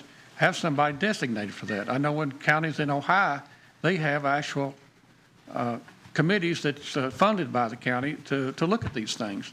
And what's wrong with that? I mean, throw something together and see what comes along with that. And any support that any of y'all could give for that would be, let's look at it. Let's just don't throw our hands up and say we got to sell a 5-acre lot. I would go with great haste and get that group together. Well, you have some good ideas. It's kind of. Call your meeting. Mention the PDR of that. Well, we have had in the past a PDR program here, and it's been dormant for years. It's not a good model for this county. It's done very well in Fayette County, but it's funded, I think, half, and I may be wrong here, I think it's funded half by the county and half by USDA. And it's got very strict requirements to qualify for that. There's been limited farms that's put into that, and it just costs too much the way funding is now. If we could eliminate the USDA from the equation, it's still going to require funding, but we don't have to go by their guidelines to do this. But it is very successful in Fayette County. It has not been great here, simply because the county government has chosen not to provide enough funding to go that route. Is that what you want me to say, Roy? The county, they did, I think it was 6 farms put together through the PDR, and the county did put up about $1 million to do those 6 farms. And then they opted not to fund it anymore, and so but that could be something that could be regenerated. That board still exists. I'm on it. It still exists, but it probably needs to be tweaked for it to have some legs under it where it's not going to cost so much as it has in the past. But there's numerous things that we could look at. Well, I think you've got some great ideas, and I would encourage you to call a public meeting at the library and just have people show up. Well, we sort of had one a couple of weeks ago, but it got off. Make it a bigger one. It got off track, and we spent so much time talking about 5-acre lots that we lost our time that we were going to talk about these things. But maybe we could have another one. You're right. Maybe we could. Thank you. All right. We have no one else. We'll close the public meeting and close the discussion on the future land use map. Like we said, we're not voting on anything tonight.